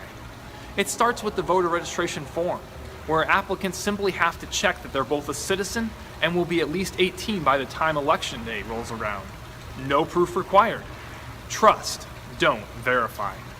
That information goes to the Secretary of State, and they try and confirm the Social Security number and the driver's license number on that application. The problem is that non-citizens can get both driver's licenses and Social Security numbers. Again, there's no proof of citizenship required. Trust, don't verify. And even if you don't have a Social Security number or a driver's license, no worries, there's a loophole. Simply sign an affidavit saying that you are legally allowed to vote and you don't have a Social Security number and a driver's license, and presto, you're allowed to vote. Trust, don't verify. Now, liberals like to mock President Trump for saying that 3 to 5 million people voted illegally, costing him the popular vote victory. But here's the problem. Voting in elections aren't like a dinner theater where the actors come out at the end and tell you who done it and how they did it. In fact, anyone who successfully commits voter fraud has a strong incentive to never tell anyone, because voter fraud is a crime. So how many people voted illegally in 2016? We don't know, because our voter registration system operates under the premise of trust, don't verify. So you'll never know. Well, is there voter fraud in, I don't know, Florida? Apparently, boxes of ballots are discovered in a Democrat operative's rental car at the airport in Florida.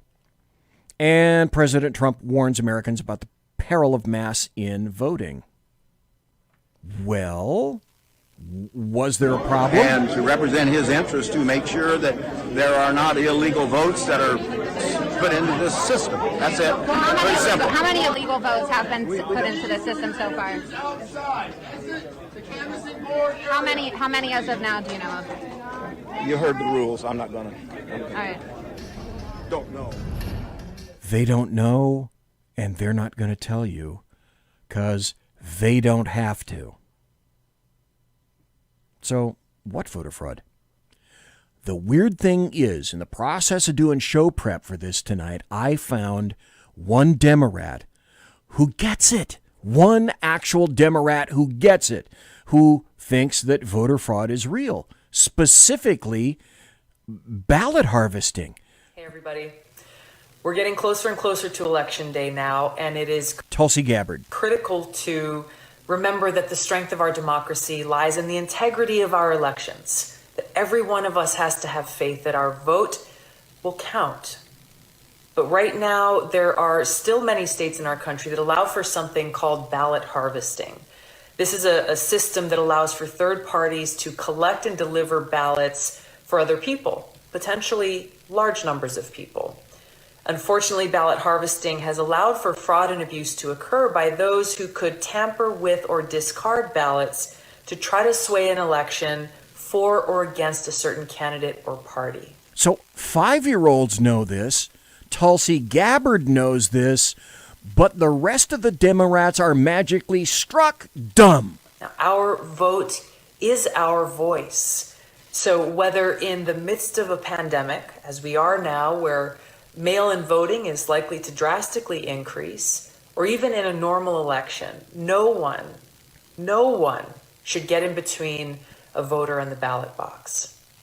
Now, while some states have prohibited vote harvesting or ballot harvesting, many have not, which again allows for abuse from third parties collecting and mishandling ballots. Third parties collecting and mishandling ballots. Hold that thought. That's where I made my startling revelation that I'm going to let you know about in just a bit. This is something that we've actually seen happen in recent elections. Now, to protect the integrity of our vote in our elections, I've introduced legislation called the Election Fraud Prevention Act with my friend she's going to Democrat hell for having done that. Representative Rodney Davis. Our bipartisan bill protects the chain of custody for every one of our ballots by prohibiting funding from going to states that allow this practice of ballot harvesting to occur. This bill will actually encourage states to stop this practice that's ripe for fraud and that poses a serious threat to the integrity of our elections. We urge our leaders in Congress to take up this legislation quickly to support and ensure the integrity of our elections. I'm shocked. But like I mentioned earlier, why is it just that primarily Republican ballots get lost? You know, like air quotes, lost or misplaced. Or in the case of this story, tossed in the garbage. FBI investigates ballots for Trump found in Pennsylvania garbage. September 24th. Just maybe about a week ago or so, the Justice Department on Thursday said the FBI opened an investigation into 9 absentee ballots, 7 cast for President Trump, that were found in the garbage near Scranton, Pennsylvania. Trump routinely expresses doubt about the reliability of mail-in voting amid the COVID-19 pandemic, yada, yada, yada, and there's an investigation over that. This is a Fox story. But what's interesting about that is even Fox News is burying the lead, because if you read the story, these aren't really absentee ballots in Virginia. These are mail-in ballots. The nomenclature is incorrect, and the difference is extremely important. A lot of this stuff occurs in Virginia. Why is that? Virginia counties see multiple absentee ballots sent to more than 1,000 voters. Multiple absentee ballots sent to more than 1,000 voters. More than 1,000 Virginia voters who applied for absentee ballots have received an extra one in the mail. State Republican Party officials said Friday. It's a mix-up. The mix-up comes shortly after a Democrat push to expand absentee voting in a bid to reduce the spread of the coronavirus. As a result, absentee ballots no longer require an excuse, and any registered voter is allowed to request one. We knew the Democrats' many last-minute changes to our election law would make our elections less secure. Last minute. Purposeful. But no one could imagine voters receiving 2 ballots, Rich Anderson, the state's GOP chairman, said in a statement. Republicans knew it. Why didn't Democrats know it? Oh, they knew. They knew all right. They knew it was going to benefit themselves. Occasionally, however, there is good news. A saner heads prevail. Recently, on the 27th of September, an appellate court halts Wisconsin ballot counting extensions. Why should you be able to vote past Election Day? It's called Election Day. A federal appeals court temporarily halted a 6-day extension for counting absentee ballots in Wisconsin. Why? Because you're a Democrat. The decision by the 7th U.S. Circuit Court of Appeals is a momentary victory for Republicans and President Donald Trump in the key presidential battleground state. That's true. And what they also said is temporary. Yeah, that's true also. Now's the time where I made some unusual discoveries. This is the time where it might pay to focus a little bit like a laser beam. Because I'm not going to Bigfoot myself. Let's just go, okay? Why should anybody be allowed to vote after voting day? Polls have closed nationally I looked at all the states, by midnight at the latest. Some close at 7, some close at 6:30, some close at 8. There was voter fraud occurring in Virginia even before the Democrats officially began pushing for mail-in balloting due to Wuhan 19. This is the story that got me saying, I wonder if... First tonight, we're looking into something a lot of you are asking about. Okay, this is from ABC 13. ABC 13 News Now in Virginia. In the mail, about 500,000 people got applications to request absentee or mail-in ballots. The concern? People hadn't asked for those applications, and in some places, the addresses for the registrars were wrong. That was the case in Fairfax, so Evan Kozloff from our Verify team is getting answers. Okay, you understand the problem? People got ballots who hadn't asked for them, and the information on them was incorrect. And so that's going to lead to confusion. The Verify team is here to help you figure out what's real and what's not. And over the last week, we've been flooded with emails about a confusing mailer in Fairfax County. And there's too much confusion out there. Camille Miltz from Great Falls, Virginia, received one of those mailers. It included an application for voting by mail in Virginia, but the return address was wrong. And it says Fairfax, Virginia, and I live in Fairfax County, and I know this isn't my registrar's office. And the same thing happened to many in Fairfax City. Smell test. Smell test. By the way, I'm not doing promos anymore. So I just want to let you know about this. And yes, that is the cat in the background. Conservative media done right. You're listening to the SHR Media Network. They received the application in the mail, but the return address was to the registrar in Fairfax County. So let's verify. Were these applications sent out by the government? And if not, who was responsible? Our sources are Fairfax County, Fairfax City, the Virginia Department of Elections, the Center for Voter Information, and the Smith Edwards Dunlap Company. We started by looking to both Fairfax County and Fairfax City for comment. Both put out alerts about this mailing. Fairfax County called it potentially misleading. Correct. Quote, while the mailing may appear to be from an official government agency, the Fairfax County Office of Elections did not send... Okay, that is key to what I'm going to tell you in just a minute or so.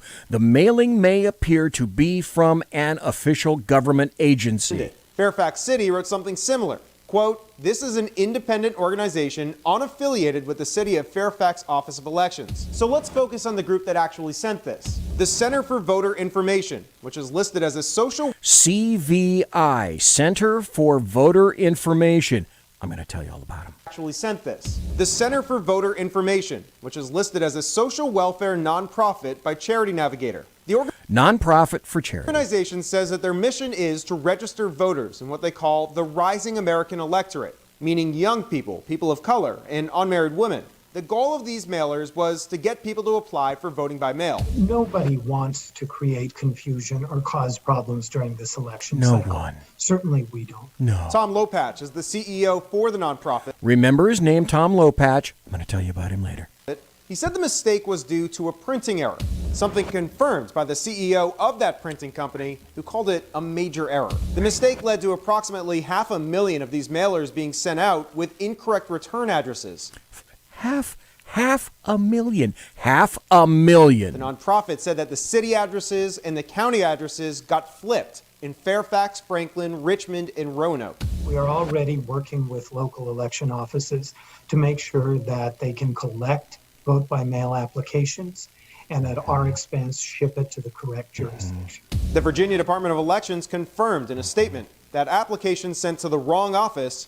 Okay, Jack Alexander in SHR Media Chat just said, CVI are active in Texas, too. My house has been sent multiple mail-in ballots. Oh, Jack. Oh, Jack. You don't know the half of it, mister. Will be forwarded to the correct one. So we can verify that the mailings did not come from the government. Rather, a nonprofit, which But the point is to make sure it appears as though they are from the government. says this was a mistake. With your Verify, I'm Evan Kozloff. Okay, that sounds on the up and up, doesn't it? Doesn't that sound like ABC 13? I think they're in Fairfax. It sounds like they did a damn skippy good investigation. Okay, stop right there. Because that's where that investigation ends. So the TV station essentially is saying, hey, nothing to see here. We've done all the inquiries necessary that you need. Case settled. Move on. They're insisting. So, okay. Demi is following Sean into the other room. What happened with ABC 13, like all the rest, is they have incurious minds, like most journalists today. I don't.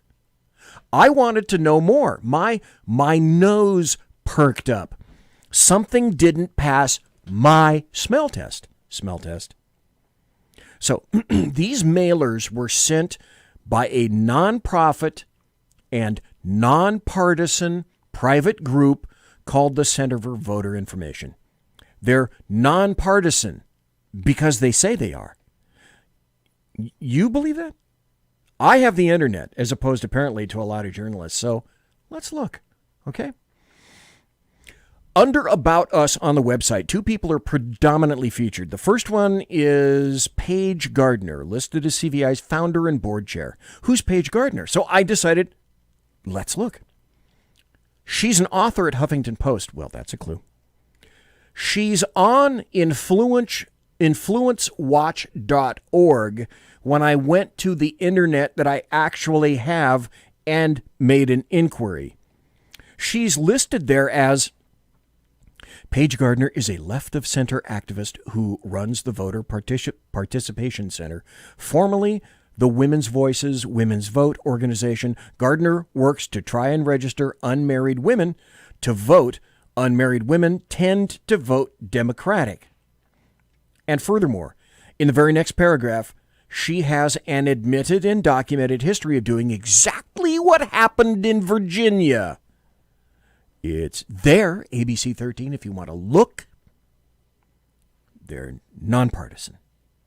Gardner worked for Bill Clinton's 1992 presidential campaign and maintained professional ties to the Clintons.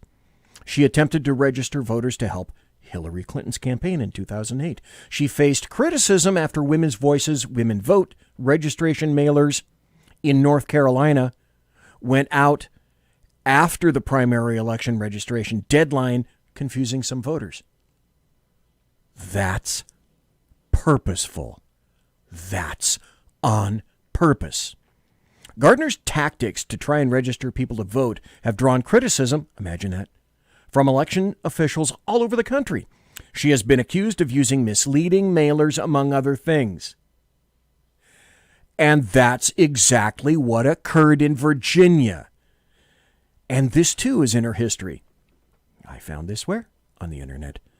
In 2016, the Voter Participation Center sent out letters in Colorado that said government document enclosed on the front. It also said that recipients were either 18 or about to turn 18, although most recipients were already registered to vote. Gardner defended the letters by saying the states don't keep lists of people who were not registered to vote, and they had to create the list by other means. But wait, there's more. In 2020, similar letters were sent out by the Voter Participation Center across the country. Many of the recipients believe the letters came from government agencies and not from an outside group, which they are. Exactly what occurred in Virginia, except across the country. In addition, some letters were addressed to family pets. Some election officials believe the letter contributed to voter confusion. Imagine that. Voter confusion. Come on, man! Why shouldn't my pet register to vote? Paige Gardner did the exact same thing with the Voter Participation Center. Since 2004, the Voter Participation Center claimed to have signed up 2.7 million voters. However, the group's efforts have been criticized for being imprecise, misleading, ineffective, and potentially illegal. Moreover, the group's ties to the Clinton family and the liberal agitation group MoveOn.org have drawn questions about the group's purported nonpartisanship, which they say they are, which was said in that investigation, and it says that's what they are. If you go to their website, they're nonpartisan. So, okay, this Paige Gardner, her true identity, I discovered also revealed here. The Voter Participation Center was founded under the name Women's Voices Women Vote, a 501c3 charity focused on registering single women to vote. Paige Gardner, a former Democrat operative whose first race was the late Senator Ted Kennedy's 1980 presidential bid, and her friend Chris Dressner, founded the original Women's Voices Women Vote group. John Podesta, Hillary Clinton's 2016 campaign chairman and a senior aide to President Bill Clinton and President Barack Obama, was also said to have helped launch the Women's Voices Women Vote prior to the 2004 presidential election and later served on the board. That website contains, you go there, it contains an assload more information and detail about the lovely Paige Gardner and her friends. Yeah, that Paige Gardner and CVI, they are stultifyingly unaffiliated. Paige Gardner is listed here also at the Women's Voices Women Vote Action Fund, described as Ms. Gardner was a pioneer in recognizing unmarried women as a key political population and was one of the first to identify and understand the implications of the marriage gap Remember the mineshaft gap in Dr. Strangelove? Here's the marriage gap between unmarried and married women in their registration and voting behaviors. This is me holding up my hand. Hey, folks, I speak leftist, so I'll translate for you. Married women can go to hell. They tend to be more family-driven, obviously, and they also tend to be a wee bit more conservative. She is further described as an innovator in metrics-based voter registration and turnout outreach. Innovator. Euphemisms for 500, please. Not wanting this guy to feel left out, I mentioned him earlier. The Center for Voter Information About Us also mentioned that guy Tom Lopak as CVI's chief executive officer. So Ballotpedia.com says Tom Lopak is a Democrat political advisor in the state of Montana. He served as chief of staff to Governor Steve Bullock, a Democrat, from 2017 to 2019. When he began serving on Bullock's 2020 presidential campaign. Lopak is the former executive director of the Democrat Senatorial Campaign Committee, the DSCC, and former chief of staff to Senator John Tester, Democrat, Montana. Tom Lopak worked for Bill Clinton. Ding, check that box. Ted Kennedy, ding, check that box. John Tester, ding, check that box. And the Democrat Senatorial Campaign Committee. So, do you see the running theme here? These people, come on, man. These people are totally unaffiliated. Something tells me that in the process of doing this, I was beginning to identify something of a trend. I don't know, call me crazy, but Paige Gardner doesn't really sound unaffiliated to me.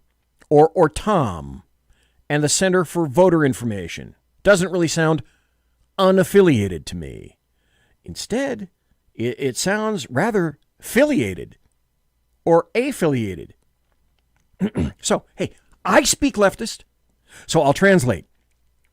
Paige Gardner's site lied about being unaffiliated, and ABC 13 Virginia Beach conducted a shallow, biased, lazy, and shitty investigation. Air quotes, shitty investigation. And this is where I honesty and clarity, I believe in it, and I always apply it to me. So this is where I readily admit, obviously I'm into overtime. I readily admit I am no journalist. I'm not a brain surgeon. I'm not a rocket scientist. I do not play one on TV. I don't claim to be. All I am is an ancient, hairy, obese reprobate with a blog and a radio show. But I also have something else that a lot of these people apparently don't have. A curiosity and a willingness to do the job the American media maggots want. And something that apparently the American media maggots don't have access to at work. It's called the internet. One additional point, I didn't discover this. I had to point this out. I have to tell you this. I decided not to go to Google for this. I started to, and then I thought, you know what? I bet I find what I want on any other search engine but that. So I went to DuckDuckGo. That's also called a clue. Then I went back to Google. Guess what I didn't find? So we have to ask ourselves, why would the Center for Voter Information, clearly partisan, clearly biased, and deeply affiliated with the Democrats and leftists, why would they have conducted themselves in this manner in the state of Virginia? In my opinion, one reason only. One, voter fraud. And this is how those who want to commit voter fraud acquire, this is how they get your signature. This is how they get your information. This is how they get your party affiliation. You know, so they can direct others to recognize which Republican votes or votes for Trump others can pitch in the trash. Because, and this is all my opinion, because do you think all of these organizations don't talk to each other? Of course they do. Why? They're all the same people. Then there was the recent James O'Keefe video from Project Veritas. Oopsie. Here we discover that ballot harvesting and outright voter fraud, either by intimidation or for cash, is occurring in Ilhan Omar's district with the Somali population. So it appears that James O'Keefe went to downtown Minneapolis at the scene of the crime. The person you're about to meet, Liban Mohammed, a.k.a. King Liban I, boasts about the hundreds of absentee ballots in his car. Numbers don't lie.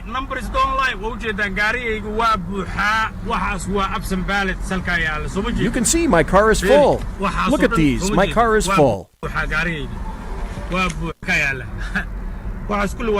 All these ballots are for Jamal Osman. Look, 300 ballots for Jamal Osman. There was video. You can see the video. There was a video out and about that he has the ballots in his car. Right. And talking about the only way you can win is with money. I was looking at them and they were not filled. They were blank. Who is the one filling out the absentee ballots? People who work with, like Ilhan Omar. Where do they pay the money?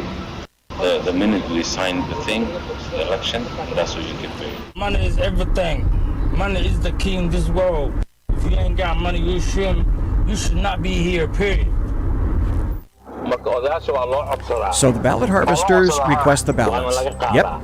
And the ballot is taken from the elderly? Yes, it's taken from the elderly. There's 3 towers per 1 tower. Okay. And it's all seniors, and they took every ballot.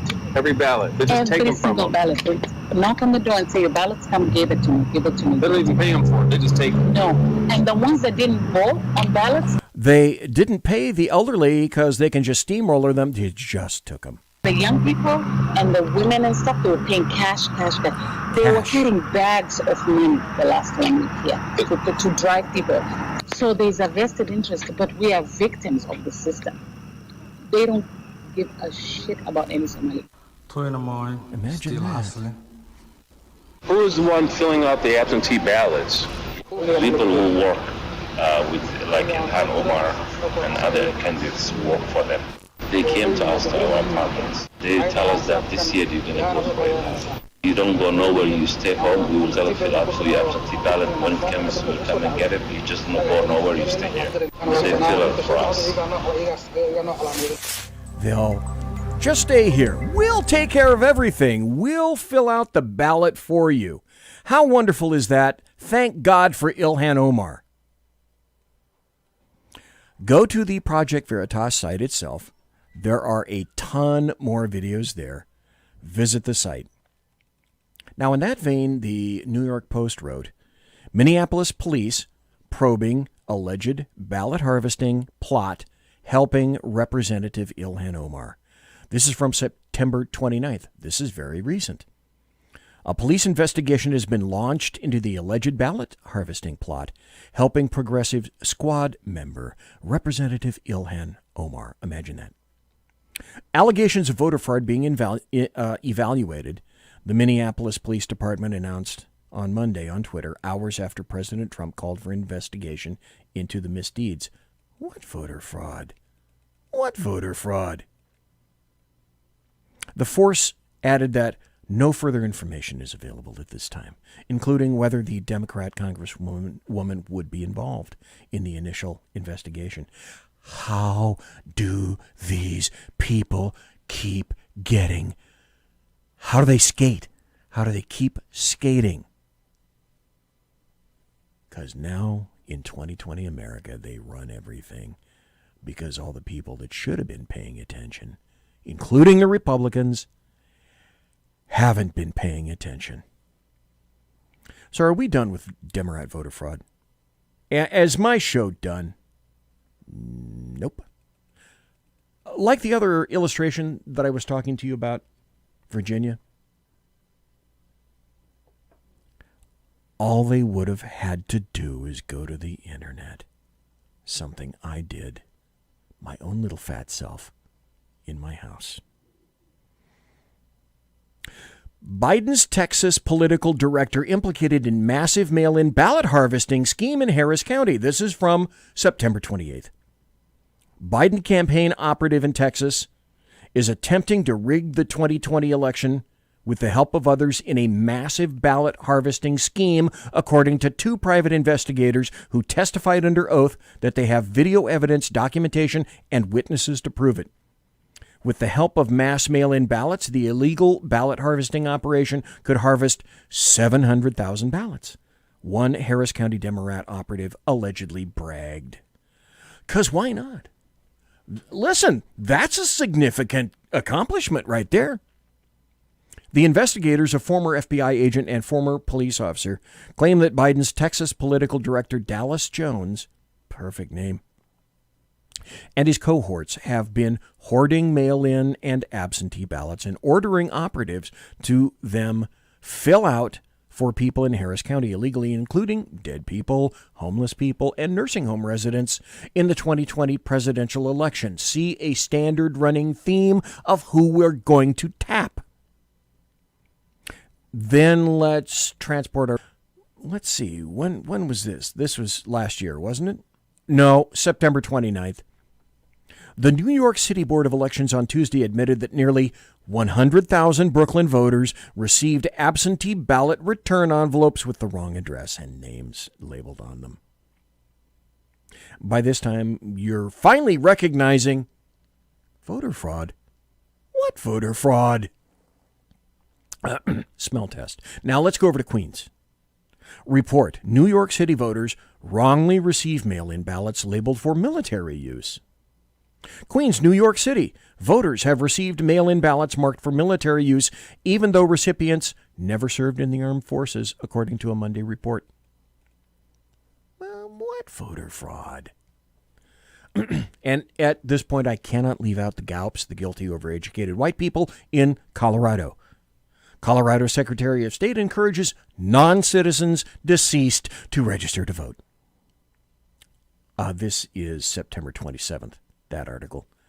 Democrat Colorado Secretary of State Gina Griswold sent a postcard to non-citizens and the dead, encouraging them to register to vote so they can cast ballots in November. 'Cause why not? Griswold sent a mailer to several people who are not eligible to vote, CBS 4 reported, in a swing state that has a U.S. Senate seat on the ballot this year and could prove pivotal in the presidential race. If it's not close, they can't cheat.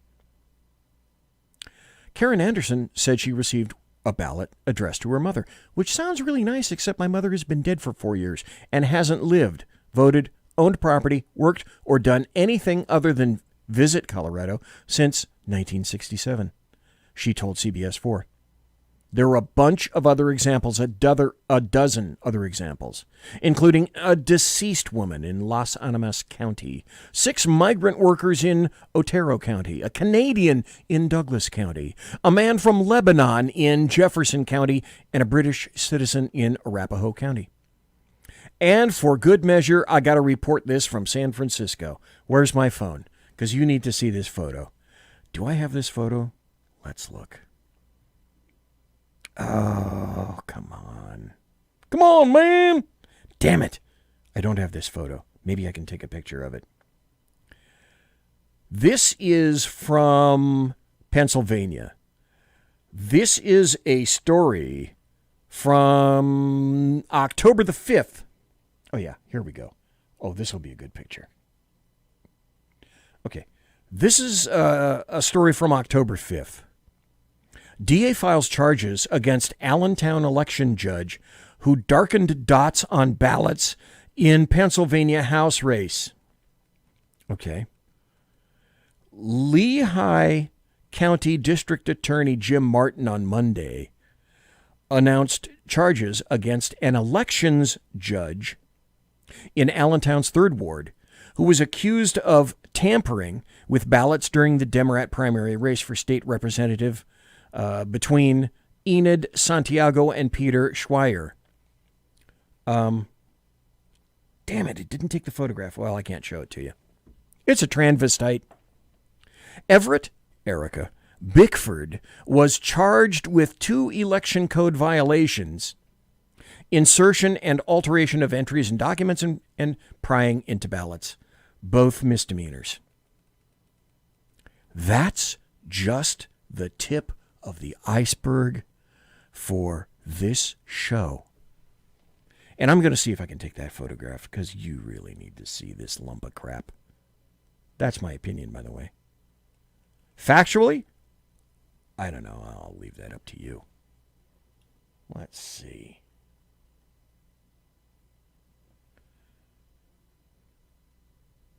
Okay, for whatever reason, my phone isn't working. It's not taking photos right now.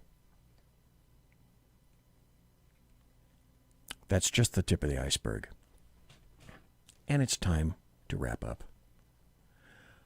Look, let's be honest.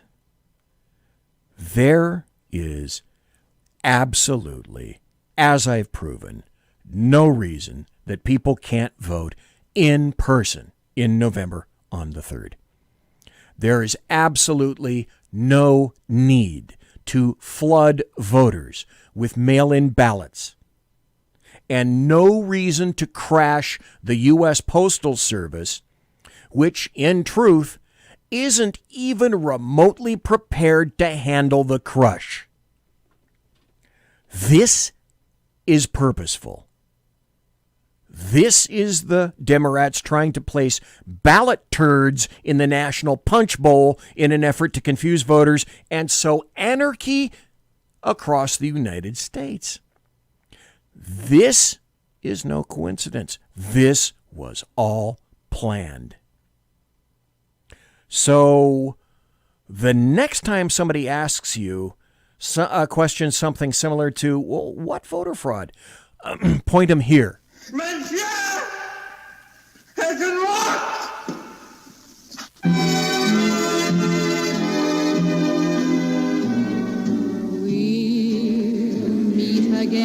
Ladies and gentlemen, boys and girls, children of all ages, thanks for listening to the Bloviating Zeppelin's Berserk Bobcat Saloon radio show, live and direct right here on the SHR Media Network.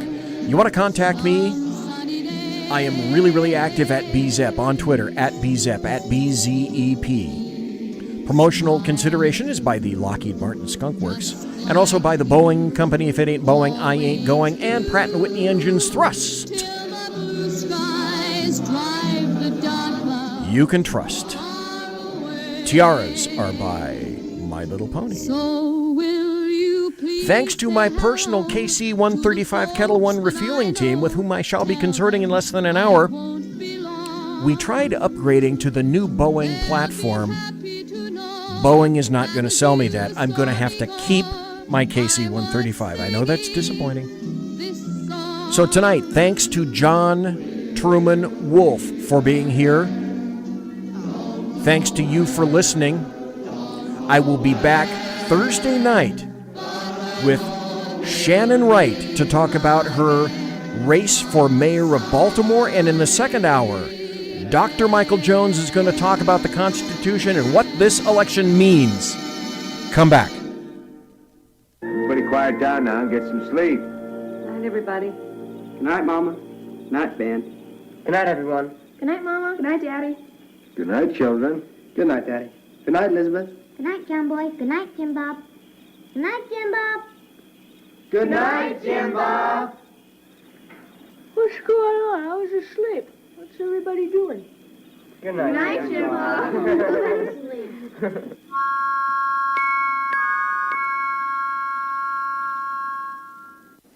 Good night and good luck.